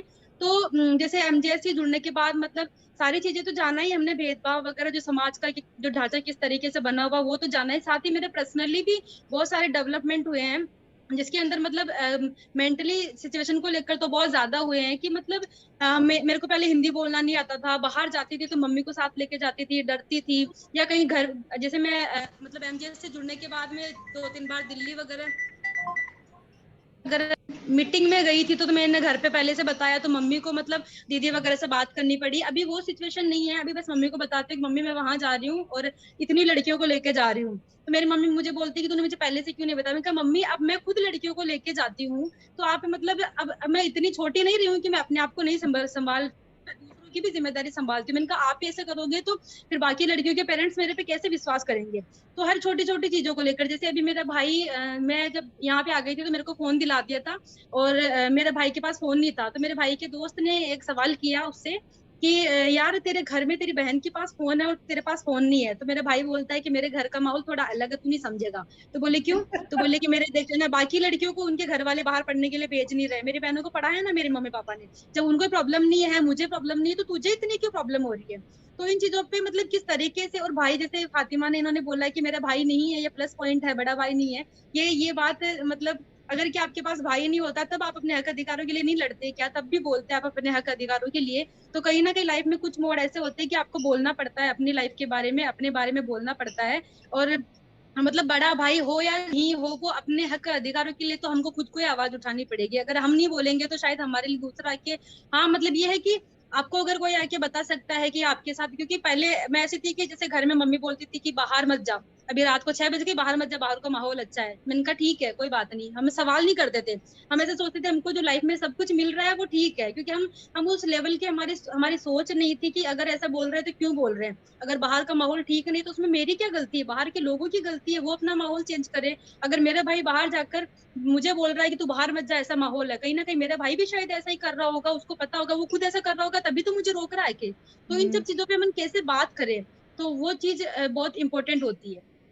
नहीं नहीं, बहुत बड़ी बात है। ममता तुम कुछ कहना चाहोगी? दीदी मैं इसमें ये ऐड करना चाहती हूँ कि हमें ममता दी ने वैसे सब कुछ बता ही दिया है, बस मैं ये ऐड करना चाहूंगी कि हमें इतना कॉन्फिडेंस आया है कि हमें अजमेर नाइट में घूमना था।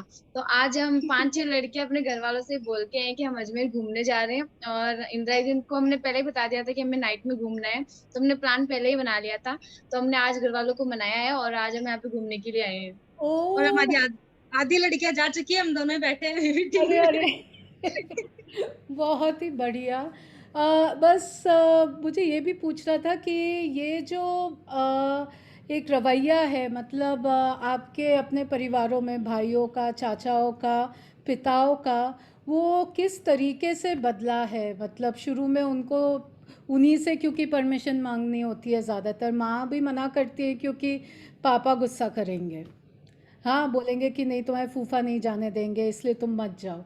तो ऐसा मतलब जो रवैया रहा है आप लोग की फैमिलीज़ में, जितने जो आपके मतलब भाई, चाचा, फूफा, जो भी आदमी लोग रहे हैं, तो वो किस तरीके से बदला है? ममता और सपना ने हाथ उठाया है, तो पहले अगर आप।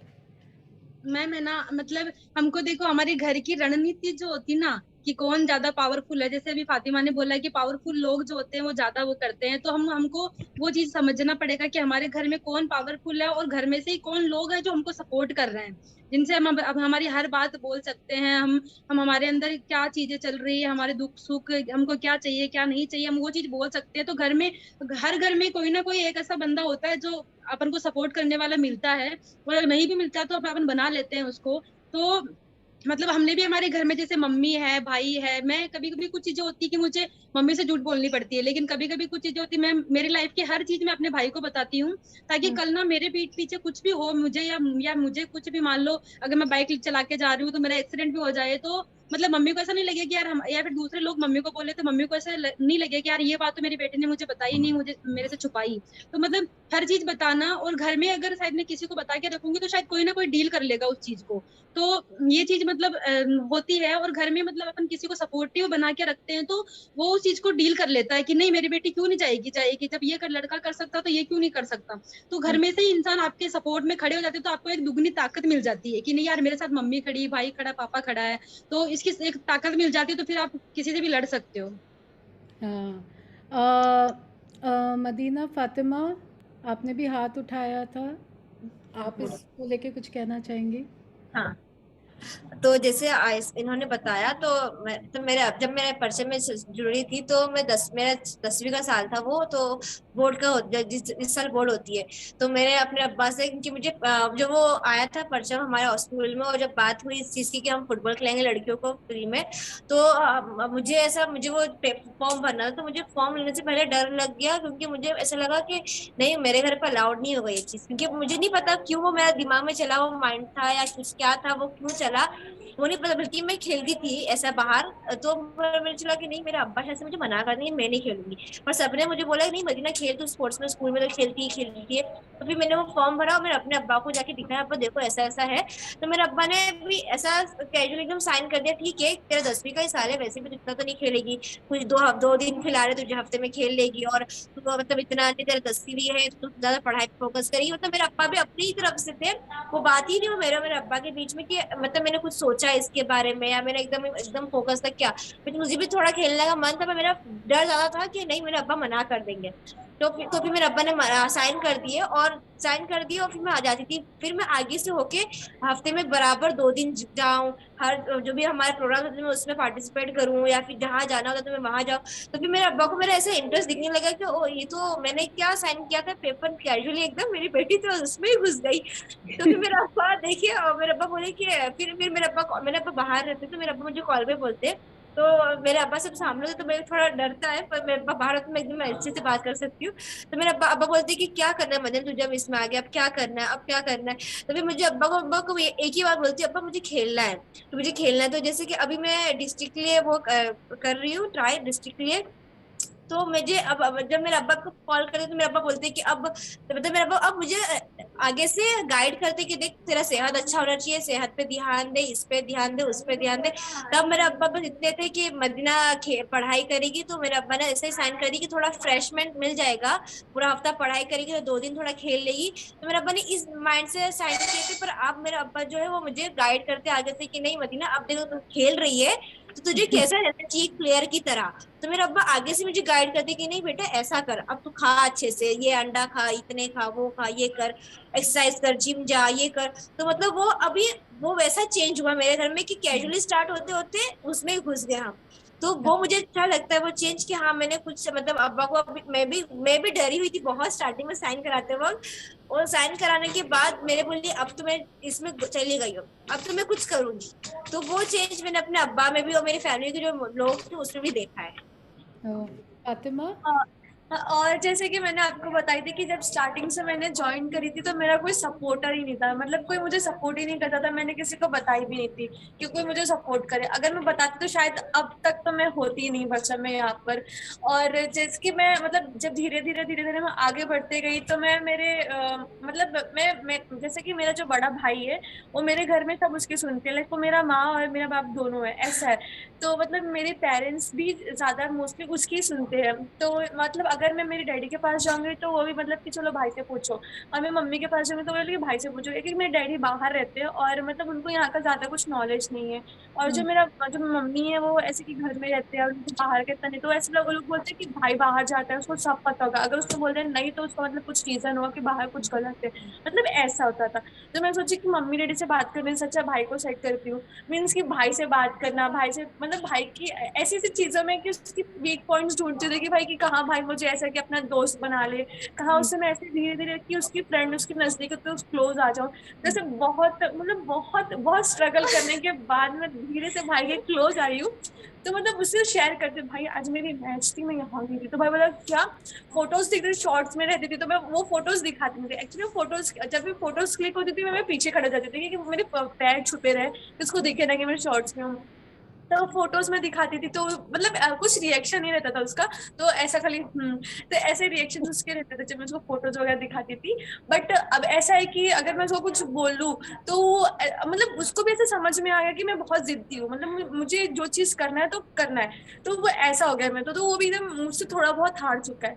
तो अगर मैं कुछ करने उसको बोलती हूँ तो ऐसा भी लाइक कि चल ठीक है कर ले, और मतलब थोड़ा बहुत वो मुझे सपोर्ट कर लेता है। मतलब मैं इतना इतना थोड़ा चेंजेस मैंने मेरे भाई में लाई तो मुझे बहुत खुशी होती है कि चलो ठीक है। जैसे कि मदीना ने अभी बताया कि वो हम सब डिस्ट्रिक्ट में भी हम लोग ट्राई कर रहे हैं, तो मैंने ये चीजें मेरे भाई को बताई तो वो थोड़ा खुश हुआ कि अच्छा मतलब मेरी बहन थोड़ा आगे बढ़ रही है। तो मैंने जब मुझे मार पीटी थी तो मैंने भाई को बोली कि नहीं, मैं एकदम इमोशनल हो गई। मैंने भाई को बोली नहीं भाई मुझे मेरे लिए कुछ करना है, तुम लोग के लिए कुछ मतलब कुछ आगे बढ़ना है मुझे, ऐसा बहुत रोते रोते उसको मैंने बोली। तो उस वजह से ना उसकी शायद इमोशनली उस मुझसे कनेक्ट हुआ या कुछ, तो मतलब वो धीरे बहुत थोड़ा बहुत मुझसे कनेक्ट हो गया। और मुझसे थोड़ी बहुत मेरी ऐसा फुटबॉल की बातें ये सब चीजें उससे शेयर करती हूँ, मुझे खुशी होती है कि मैं मेरे भाई को बता रही हूँ जो एकदम ऐसा था अब थोड़ा सा मेरे सामने थोड़ा मेरा भाई थोड़ा दोस्त बन चुका है।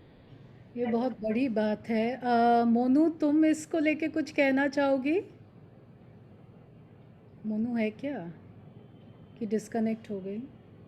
मोनू तुम म्यूट पे हो, अगर बात कर रही हो तो सुनाई नहीं दे रहा है।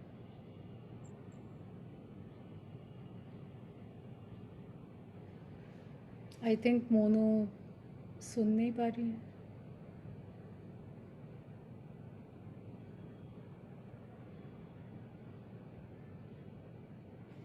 ठीक है दोस्तों, डिस्कशन को हम मतलब इसको थोड़ा रैप अप करने के लिए आज जनरली क्या होता है। हाँ, मोनू इज़ हियर। मोनू तुम बताना चाहोगी कि तुम्हारे फैमिली में जैसे जो आदमी लोग रहे हैं, पापा भाई आसपास चाचा जो भी हो, उनका रवैया क्या रहा था कि जब तुम फुटबॉल खेलना शुरू किया, तुम्हारी वहाँ जाने की बात हुई, और क्या वो उसमें कुछ बदलाव आया है इन 3 सालों में? तुमने कुछ डिफरेंस देखा है? आवाज़ नहीं आ रही है मोनू। हाँ मोनू बिना हेडफोन के ट्राई करेंगे, शायद तब आ जाएगी आवाज। कभी कभी वो हेडफोन से दिक्कत है। नहीं, आपकी सुनाई नहीं आवाज दे रहे हैं। हेडफोन्स हटा दो, आमोद बोल रहा है। तो फर्स्ट हाँ ऑफ जी। ऑल मेरे घर में जो डैड थे, डैड है, मैं हूँ, दीदी है, एंड बस मतलब हम 2 सिस्टर्स और मॉम डैड है। उसमें से भी पता है मतलब जब मैं स्टार्टिंग में फुटबॉल खेलना स्टार्ट की तो देन डैडा ने मुझे मतलब मेरे पापा ने मुझे अलाउ नहीं किया कि मतलब ब्रदर नहीं है करके तू बाहर जा रही है, बाहर वाले क्या बोलेंगे। मतलब मे बी हम लोग एक छोटे से यूपी के गांव से बिलोंग करते हैं। हमारे गांव में तो एक ऐसा एक है रूल कि बच्चे को मतलब लड़कियां जब होती है ना तो 12 साल की ईयर में उनकी शादी कर दी जाती है। एज इवन कि ये मेरे फैमिली में भी कहीं ना कहीं लड़कियों के साथ हो चुका था। बट मैंने जब फुटबॉल खेलना स्टार्ट किया था, जब मैंने प्रोग्रेस किया था ना, तो जब मुझे परचम ने सपोर्ट किया, कहीं ना कहीं मैं भी 18 के पहले मेरी मैरिज हो सकती थी मेरे गांव के रूल रेगुलेशंस की वजह से। बट परचम के वजह से, एज अ परचम ने जब मुझे वो हिम्मत दी, कॉन्फिडेंस दिया, परचम ने मुझे पोजीशन दी, एक लेवल दिया, तो देन मेरे पापा ने सोचा कि नहीं, अब भी इसका करियर ना ये आगे लेके जा सकती है, ये अपने ना फैमिली का नाम पूरा चेंज कर सकती है, ये और लड़कियों को सपोर्ट कर सकती है हमारे फैमिली में। तो देन आज कहीं ना कहीं परचम ने मेरी लाइफ सेव की है। आज मैं फुटबॉल के अंदर हूँ तो सिर्फ मैं परचम की वजह से हूँ। और पेरेंट्स ने पहले इशू बनाया कि क्या रे, बर्तन वर्तन धुल रही है, घर के शादी माहौल में ही रहना है, तो क्यों तू मतलब ये सब कर रही है, फुटबॉल वगैरह खेलना। बट मे बी परचम ने, मैं जिद करके गई थी कि नहीं मम्मा मुझे जाने दो, एटलीस्ट अगर मैं आपको सिर्फ 3-4 महीने मांग रही हूँ, अगर मैंने उसमें कुछ नहीं किया और अगर आपको सर ने आके मेरे बारे में कुछ अच्छा नहीं बताया तो देन आप मुझे निकाल देना। मम्मा को एक तरफ से कॉन्फिडेंटली ये था कि बाहर की दुनिया अलग है, कहीं मैं भी उसमें बिगड़ सकती हूँ या फिर मैं भी उसमें टारगेट हो सकती हूँ। बट मेरे पेरेंट्स ने थोड़ा डर डर के ही सही पर छोड़ा, पर 3-4 महीने के बाद भी कहीं ना कहीं ऐसा था कि मैं 3-4 महीने के बाद भी प्रोग्रेस नहीं कर पाई। फुटबॉल में बहुत सारे स्किल्स होते हैं, मैं 3-4 महीने के बाद भी स्किल्स मतलब मैं वो नहीं कर पाई, कि मतलब मैं ग्रो अप नहीं हो पाई। बट मेरे डैडा ने वो टाइम पे, मेरे डैडा, मुझे फील हो रहा था कि मेरे पापा मेरे को फुटबॉल से निकलवा देंगे, वो घर पे बैठा देंगे, स्टडीज में ध्यान लगवाएंगे। बट मेरे पापा ने वो टाइम पे बोला कि नहीं, मैंने तेको 3-4 महीने तक तेको देखा है, तूने वो हिम्मत दिखाई है, तूने उतना प्रैक्टिस किया है, मैं तुझे देखता था ना तू कितना उसमें ध्यान देती थी, तेरे लिए कितना इंपॉर्टेंट बन चुका है तेरे लाइफ का। तो मैं चाहता हूँ कि तू कंटिन्यू कर, 3-4 महीने क्या 3-4 साल भी अगर तुझे लगे तो देन तू कर, और वो मतलब तू उसमें अचीवमेंट ला। मेरे पापा की सोच भी आज परचम ने चेंज की है। कहीं ना कहीं आज तक मेरी मम्मा रोकती है फुटबॉल के लिए कि घर का काम पड़ा है पहले करके जा, कहीं कुछ जा। बट उसमें मे भी मेरे पापा घर के सपोर्ट करते हैं कि नहीं उसको जाने दे, मैं काम मतलब बड़ी बहन कर लेगी या फिर रहने दो वो आके कर लेगी, पर मेरे बच्चे को जाने दे, उसका मैच है, प्रैक्टिस है वगैरह वगैरह। मैं अगर मे बी 7 डेज का भी प्रैक्टिस रहता ना, पहले पापा मम्मी कैंप वगैरह के लिए अलाउ नहीं करते थे, बट उनको कॉन्फिडेंस आया, वो फुटबॉल के लिए एक अचीवमेंट, एक अच्छी इंसान बन चुकी है, वो खेलने के लिए सीख रही है, वो दुनिया से बात करने का तरीका सीख रही है, उसने बहुत सारे ग्रो अप प्रोग्रेशन सीखे हैं। तो देन आज उसकी वजह से मेरे पापा मुझे कहीं भी भेज देते हैं, सिर्फ उनको मुझे बोलना रहता है कि पापा मुझे यहाँ परचम ने अलाउ किया, मुझे परचम में जाना है, एंड देन तो मुझे पापा जाने देते, मुझे उनसे परमिशन नहीं लेना रहता है, मुझे इस बार बताना पड़ता है कि हाँ पापा मुझे बाहर जाना है।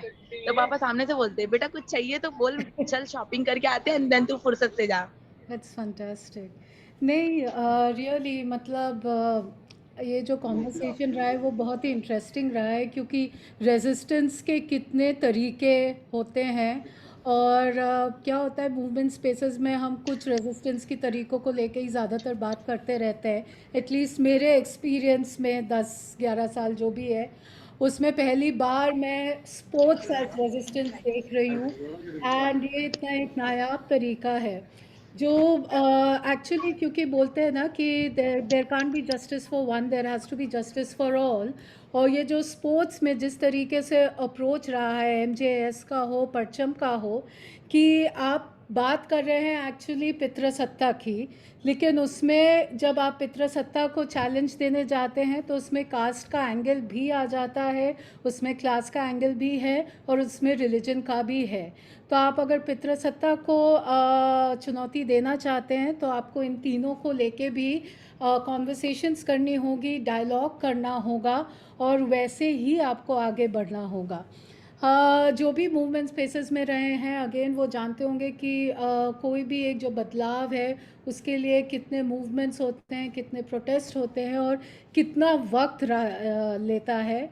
और इसीलिए मैं बोलना चाहूँगी कि जो हमारे एमजेएस के साथी हैं और जो परचम है, they have done exceptional work on ground, because इतना सा भी चेंज लाने में बहुत वक्त लगता है, और वो हमारे साथियाँ साथ में काम करके और लोगों के साथ कम्युनिटी में काम करके they are bringing that change. आजकल का जो एक माहौल है जो जहाँ पे every day there is a new story of state violence, of some kind of sexual violence against marginalised people, जहाँ पे स्टेट एक रेगुलर बेसिस पे सिटीजन्स को पूरी तरीके से प्रताड़ित कर रही है। उस ऐसे एक माहौल में इस टाइप के चर्चा में आके मेरा दिल खुश हो गया है। मुझे इनसे बात करके लगता है कि there is hope and there are ways still of resisting. ये कहते हुए I would like to open the floor for discussion. हमारे साथ आई थिंक MJS के भी साथी हैं, इंदिरा, मेरे को इंदिरा का नाम दिख रहा था, सबा भी है परचम से, और बाकी कोई भी अगर कुछ कमेंट या कोई क्वेश्चन या कोई अपनी कोई बात रखना चाहे तो please you can unmute yourself and speak इस डिस्कशन को आगे बढ़ाने के लिए।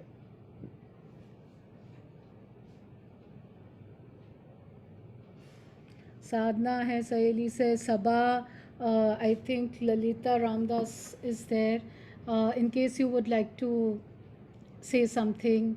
Indira is there, Gabriel, anybody? Everybody is on mute, I think. Meera, can people unmute themselves? yes, अगर आप बोलना चाहें आप अनम्यूट कर दीजिए। किसी को अगर कुछ बात रखनी हो तो।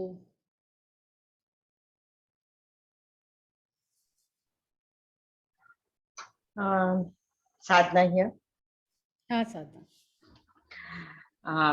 I will say I'm thoroughly floored. और जो बात तुमने आखिर में कही कि ये हमें एक आशा का संचार भी करता है, होप, इट रियली हम लोग कई बार बहुत एक जैसे माहौल से हम लोग इस समय गुजर रहे हैं, एक लंबे समय से अब इस माहौल से हम गुजर रहे हैं और हमें कहीं बहुत ज्यादा रोशनी नहीं दिखाई देती है। उसमें ये जो रेजिस्टेंसेस और ये जो स्ट्रगल्स हैं, और इस स्ट्रगल में जैसे इन यंग गर्ल्स ने हमारे सामने रखा है कि इन्होंने अपने रास्ते को कैसे बनाया, एंड हर वक्त लड़के नहीं, नेगोशिएशन से, dialogue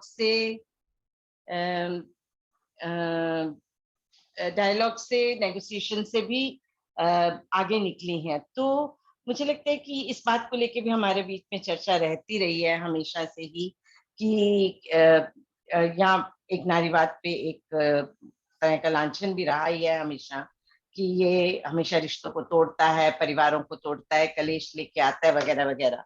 but the way this girls have really explained their own struggles and strategies कि कैसे हम अपने लिए अपने सपोर्ट के लोगों को कैसे अपने परिवार और दोस्तों में ही ढूंढे और उनसे ही हम अपनी बात को आगे निकलवा सकें। I found it very interesting. I'm not saying कि उनको कोई भी मुश्किल से नहीं गुजरना पड़ा होगा और ये सब आसानी से हो गया होगा, ऐसा नहीं हुआ होगा, but I think it strengthens the thing कि how dialogues and negotiations are necessary within the family and community and the social circles. जो मुझे लगा कि आज की चर्चा में काफी अच्छे से हाईलाइट हुआ है, जो भी बातें इन सब लड़कियों ने रखी हैं। I'm really inspired. एंड एक bit of sense of satisfaction मुझे आज मिल रहा है। और मैं एक्चुअली बहुत सारे NAPM की जो चर्चाएं हैं मैं उनमें उनको सुनती रही हूँ, हमेशा अपनी बात नहीं रखी होगी, लेकिन मुझे लग रहा है कि कितने सारे यंग लोग हैं which really gives a hope to senior activists like me जो कभी कभी काफी डिप्रेशन में भी आ जाते हैं जिस तरह के माहौल से हम गुजर रहे हैं, which is definitely a माहौल जिसको एड्रेस करना इन दिनों बहुत मुश्किल है। लेकिन ये छोटी छोटी उम्मीदें और रोशनी की किरणें बहुत संतुष्टि दे रही हैं आज मुझे। Thank you for organising. I completely, बिल्कुल मैं तुमसे अग्री करती हूँ साधना, बिकॉज एक जो वायलेंस का माहौल है वहाँ पे एक peaceful dialogue and the art of negotiation that it can still be relevant and useful. I think this is a very big thing. पहले सबा अपनी बात रखेंगी और इसके बाद NAPM ने हाथ उठाया था, तो after that NAPM. Sabha, welcome and many congratulations जो काम परचम कर रहा है, it's really fantastic. Thank you so much. No I मुझे जितने सारे लोगों ने अपनी बात रखी, आई थिंक कि बहुत बहुत शुक्रिया ये अपने इतने पर्सनल स्टोरीज भी सभी के साथ शेयर करने। एक बहुत हिम्मत लगती है ये बातें जो घर में हम, यानी बाहर की दुनिया के बारे में हम कई बार बात रख पाते हैं कि दुनिया ऐसी है, उसे बदलना है, पर अपने घर में जो हम चैलेंजेस फेस करते हैं और अपने घर वालों के बारे में इतना खुलापन के साथ एक पॉलिटिकल समझ उसको जोड़ते हुए जब रखते हैं तो एक हिम्मत लगती है पॉलिटिक्स होने पर भी। तो शुक्रिया बहुत बहुत जितने साथियों ने अपनी बात रखी। इट्स अमेजिंग कि हम एक्चुअली ये NAPM की संवाद के पहले थोड़ी ये बात भी कर रहे थे कि जो फिल्म बनी है हमने देखा एंड इट्स कि ये कि हम एक शहर में रहते हैं मुंबई में, और उसके बावजूद हमारी स्थिति कोई खास अलग नहीं है कि उतनी ही कंजर्वेटिज्म जो है वो हम अपने शहर बम्बई जैसे शहर में हमें नजर आता है। हमारे प्लेग्राउंड्स जो हैं वहाँ पर हमें लड़कियां नहीं नजर आती हैं। पर ऑफ कोर्स यानी कुछ कुछ चीजें बहुत अलग है। कट्टरवाद अलग अलग यानी मुखौटे इस्तेमाल करता है अलग अलग जगह। So it's great. हमें भी बहुत अच्छा लगा कनेक्ट करते हुए कि हमारे जैसे भी संघर्ष चल रहे हैं, और हम उम्मीद करते हैं कि कभी तो हम इन पर्सन मिलेंगे, साथ में फुटबॉल खेलेंगे और कुछ यानी थोड़ा मस्ती भी कर लेंगे। आपको हम दावत देते हैं कि कभी बम्बई में जरूर आइएगा, हमारे साथ जरूर खेलिएगा। हम भी चाहेंगे कि हम आपके यहाँ आए और इस संवाद को हम और आगे ले जाएं। So thank you also to NAPM for organising this, and thank you Anuradha for doing this fantastic job of facilitating this. नहीं, आई जस्ट वांट टू से सबा और MJS को भी for mid-level activists also football team kholo, like, you know, I think we all need to play football and find ways of resisting the kind of demons we are facing, you know, political demons, and और क्या ही कहे। अनुराधा या हाँ, तो मैं बोलना चाह रही हूँ कि जब ये हमने शुरू किया था अजमेर में, मैं एजेस से बोल रही हूँ। और जैसे कि मुझे लगता है कि जब मैं एक नारीवादी कार्यकर्ता हूँ अपनी यंग एज से, और इतने साल के बाद जैसे साधना कह रही है कि एक निराशा लगती है, और मुझे लगता है तुम्हारी आवाज थोड़ी कट जाती है। हाँ, मैं यही बता रही हूँ कि क्योंकि मैं एक नारीवादी कार्यकर्ता हूँ और हमारे जो आवाज उठाने के, बात करने के तरीके थे वो बहुत अलग थे, और इस वक्त में हम देख रहे हैं कि मेरी अपनी लर्निंग इतनी ज्यादा हो रही है कि लड़कियां जिस तरीके से बात उठा रही हैं और इतना तोल मोल करती हैं, मतलब जो दिमाग में एक इनकी तराजू है वो इतनी ज्यादा सोच समझ वाली है कि मुझे लगता है कि जो सोच से फुटबॉल हमने शुरू की थी और जिस लेवल पर ये ले जा रही है वो इनका अपना ही प्रयास है। मतलब हमारी सोच से, हमारे हाथों से निकल गई ये लड़कियां, इस टाइप का है ना। तो ये जो पूरा एक कंट्रोल का होता है, या हम शुरू करते हैं तो सोचते हैं अपना बच्चा है टाइप का कोई भी प्रोग्राम, या इसको मतलब उसमें काफी पीछे छोड़ दिया है। तो मुझे ये लग रहा है NAPM को मैं जरूर ये कहूंगी कि ये संवाद आपने अच्छा शुरू किया है, कि इसमें कितने भी नंबर में लोग मिल रहे हैं लेकिन हम अलग अलग तरीके से देख रहे हैं उसको, और हम देख रहे हैं कि ये युवाओं के लिए एक स्पेस क्रिएट किया है आपने। ये ऐसे स्पेसेस हम कितने ज्यादा क्रिएट कर सकते हैं। फुटबॉल एक जरिया है, और मैं बहुत खुश हूँ परचम से मिलके। परचम भी मुझे लग रहा है परचम ही पहरा दिया है इन्होंने, बिल्कुल अब पर्दों का परचम बना दिया है। जो हम गाते रहे ना तो हम अलग तरीके से फहराते थे, पर इन्होंने अपने तरीके से उसको आगे ले गए हैं, और मुझे लग रहा है कि इसको काफी सराहना भी मिल रही है। और फुटबॉल चुनने का कारण भी ये था कि ये बिल्कुल ही पेट्रियार्कल खेल जैसे था कि लड़के ही सिर्फ खेल सकते हैं, और हमको गांव वालों से बहुत नेगोशिएट जब कर रहे थे, वो कह रहे थे कुछ और खिला लो, सॉफ्ट बॉल खिला लो, वॉलीबॉल भी पसंद कर रहे थे, लेकिन फुटबॉल उन्होंने कहा इतना दौड़ नहीं पाएंगी लड़कियां। और अभी हमारा परसों ही जो हुआ है, लड़कियां बता रही थी लड़कों के और लड़कियों के बीच में मुकाबला, आपको मैं बताती हूँ ग्राउंड के अंदर इतना अच्छा खेल रही थी, बॉल को किस गति से फेंकना है, और जो लड़के थे, लड़कों की बॉल तो एकदम हवा में कूदते हुए ग्राउंड से 4 गुना बाहर जा रही थी। तो वो जो आपको जो सीमा में रहना भी आना चाहिए और सीमा को तोड़ना भी आना चाहिए, वो जो एक समझ है, कभी कभी हम कहते हैं सीमा को बढ़ाएं और सीमा को तोड़ें भी, वो शायद लड़के अभी सीख नहीं पा रहे हैं। तो ये हमको वो साथ में जो हमने ये टूर्नामेंट किया तो हमको समझ में आया कि वो किस तरह से और पिछड़ रहे हैं और उसका फायदा जिस तरह से आज की राजनीति उठा रही है। तो उस राजनीति की चुनौती भी कैसे हमारी ये लड़कियां बनेंगी, और शायद लड़कों को भी ये सिखाना होगा, लड़कियों को, जो लड़के साथ दे रहे हैं हमें, कि हम इस राजनीतिक प्रक्रिया में चुनौती कैसे बने, तब जाके हमारे खुले हुए रास्ते लंबे समय तक जाएंगे, नहीं तो ये रास्ते भी काफी जल्दी बंद हो सकते हैं। वो तो Thank मतलब you. उसी डर में हम जी रहे हैं, बिकॉज सच्ची में आजकल का जो वक्त है, इट्स जस्ट अनप्रेसिडेंटेड टाइम्स। मैं अपने मेरे से जो सीनियर एक्टिविस्ट है, मैं उनसे हमेशा पूछती हूँ, आपने 1970s देखा, 80s देखा, 90s के देखा, गोधरा भी देखा, आपने क्या ऐसा वक्त देखा है? And they still say that you know इतना कंटिन्यूस एक जो नॉर्मलाइज हो गया है वायलेंस या जो भी कहे ऑन अ रेगुलर बेसिस, ये बहुत कम रहा है। So but I think like जो बार बार सब बोल रहे हैं कि हमारे जो आज जो ज़बरदस्त साथी हैं, उनसे बात करके सबको एकदम नया जीवन मिल गया है। अब मैं अफरोज को बुलाना चाहूँगी। अफरोज कुछ अपनी बात रखना चाहती हैं। मीरा। हाँ, जिंदाबाद साथियों, मैं अफरोज लखनऊ से।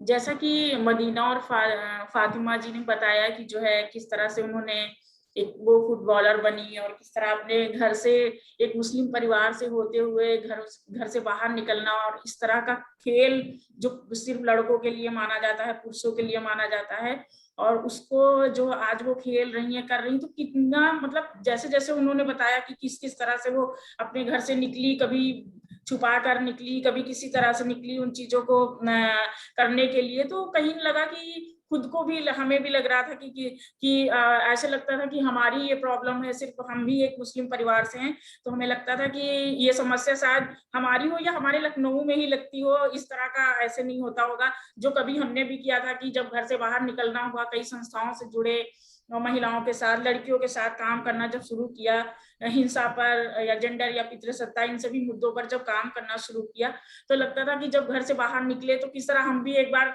झूठ बोल कर बाहर निकलना शुरू किया, तो किस किस तरह से जो लगा कि जो इनकी दिक्कतें रही और आज ये कहाँ पर हैं, इनका कितना मतलब कॉन्फिडेंस कितना बढ़ा है। तो कहीं लगता है कि खुद जो किया है वही आज सामने बिल्कुल दिख रहा है कि बिल्कुल जिस तरह से हम लोग आगे बढ़े कि और आज यहाँ पर हैं कि आज जैसे कि खुद का ले कि हमारे भी फादर हैं कि जब कभी एक समय था कि हमें डर लगता था, घर से बाहर निकलते थे कि हम कैसे जाएंगे, छुपा के जाते हैं। आज जैसे उन्होंने बोला कि आज उनके परिवार वाले भी उनका साथ देते हैं, कहते हैं, तो इस तरह ही होता है कि आज भी लगता है कहीं जाना होता है तो पापा ने बोला या भाई ने बोला कि चलो मैं वहां तक छोड़ देता हूँ।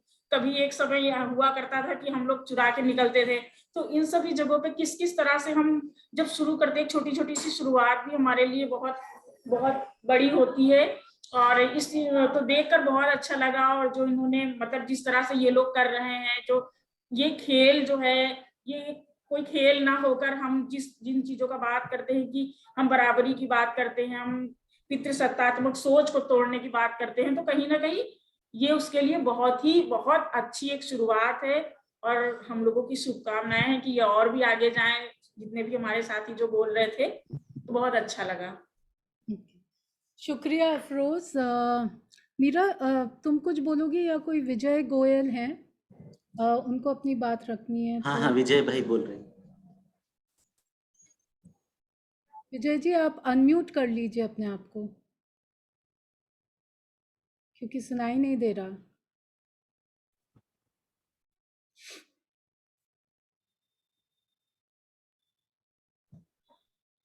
विजय जी, आप अनम्यूट कर सकते हैं, अनम्यूट करके बोलिए।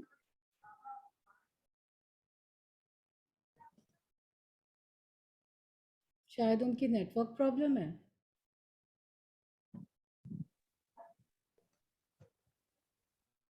ठीक है विजय, अनम्यूट कीजिए। I think is not able to unmute. शायद कैलाश जी का भी एक प्रश्न। हाँ, या कैलाश जी आप कुछ बोलना चाहेंगे तो बोलिए।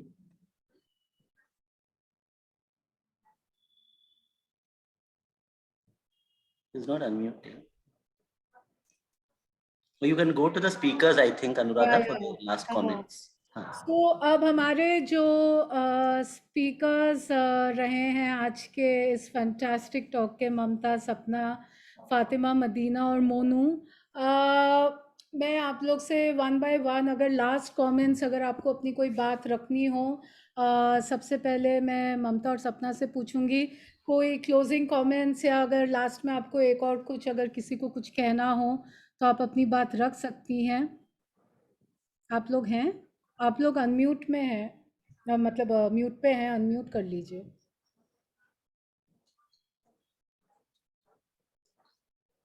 और जो साथी इस प्रोग्राम को देख रहे हैं अभी जूम पे या फेसबुक पे, उनको आप अगर कुछ कहना चाहेंगे, आपका कोई संदेश है तो वो भी बता सकते हैं।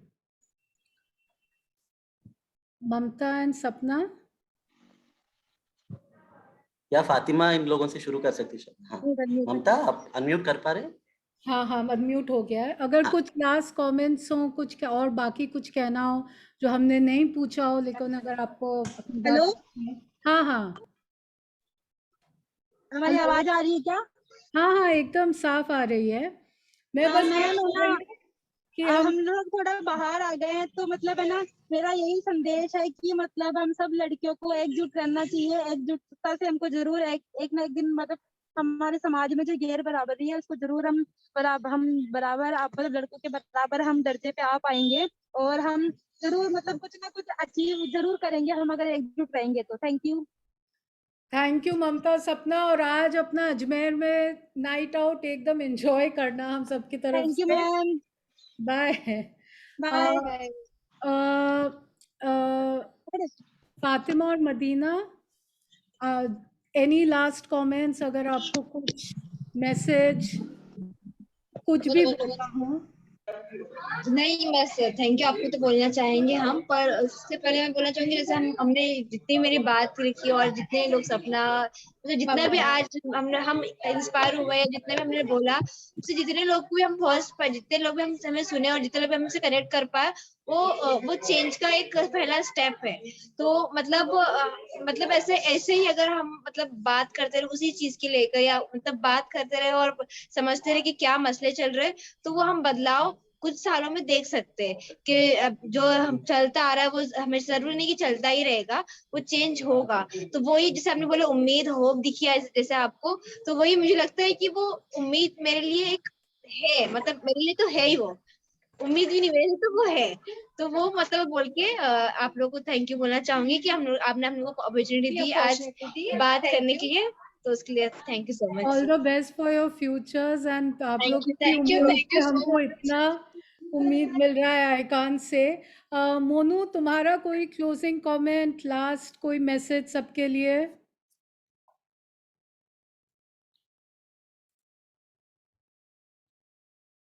मोनू, तुम अनम्यूट करना होगा, तुम म्यूट पे हो।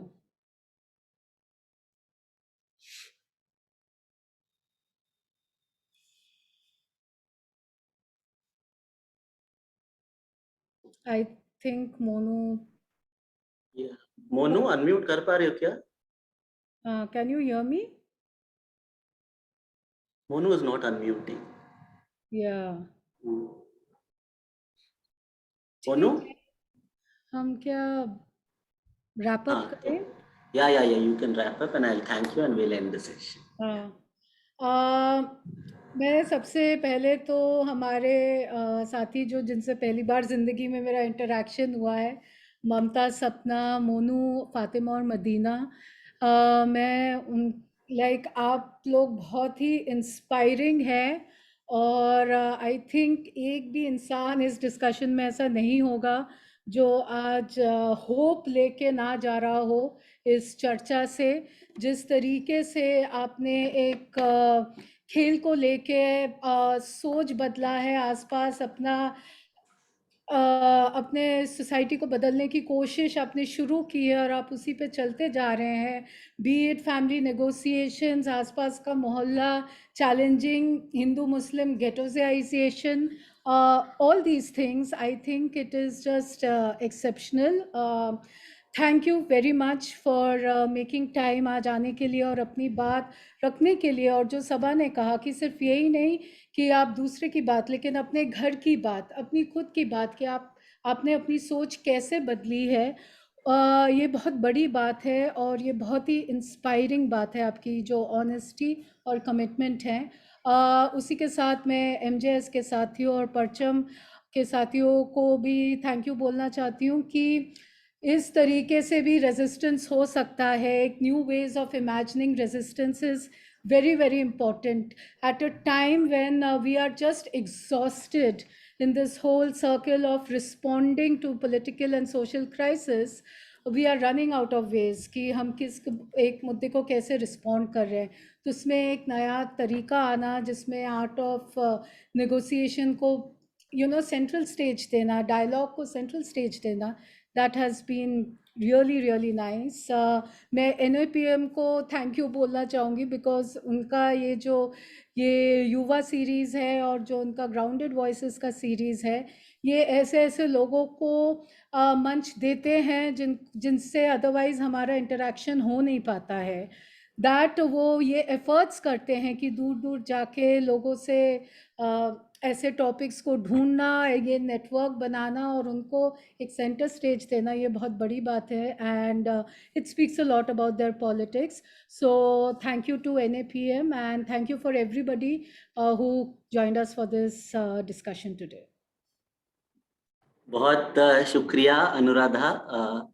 आज का सत्र सही में मतलब अभी तक हमने पिछले 1 साल में 50 के करीब युवा संवाद के सत्र किए हैं, मगर एक प्रकार से आज का जो सत्र रहा है पिछले 2 घंटे का, इतना खूबसूरत, इतना अद्भुत और इतना गहरा रहा।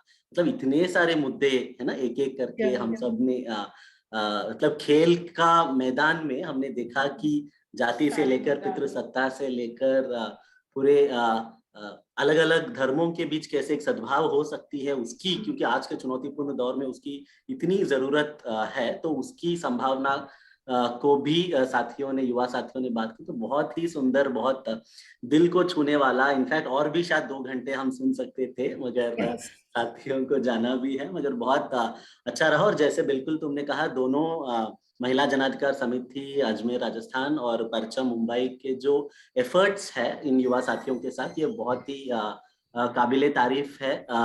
और इस प्रकार के जो एफर्ट्स है हम जरूर शायद और भी जगहों में साथी अलग अलग जगहों पर साथी संगठन कर रहे हैं, और हम सबकी एक सामूहिक कोशिश यही है कि इस प्रकार से साथी जो हर जगह पर इन मुद्दों को उठा रहे हैं और विभिन्न तरीकों से, क्रिएटिव तरीके से इनको रेज कर रहे हैं, उसको भी सेंटर स्टेज करने का, हाईलाइट करने का और अपना एक छोटा सा सॉलिडारिटी देने का और सीखने का भी कोशिश करें। तो ये युवा संवाद का एक सीरीज उसी में एक छोटी सी प्रयास है। तो आप सबके सहयोग से ही ये आज का सेशन भी हो पाया, तो आप सबको बहुत बहुत शुक्रिया। और अनुराधा, ऑफ कोर्स आपको, क्योंकि आपने सभी साथियों से बातचीत करके इस सेशन को मॉडरेट किया।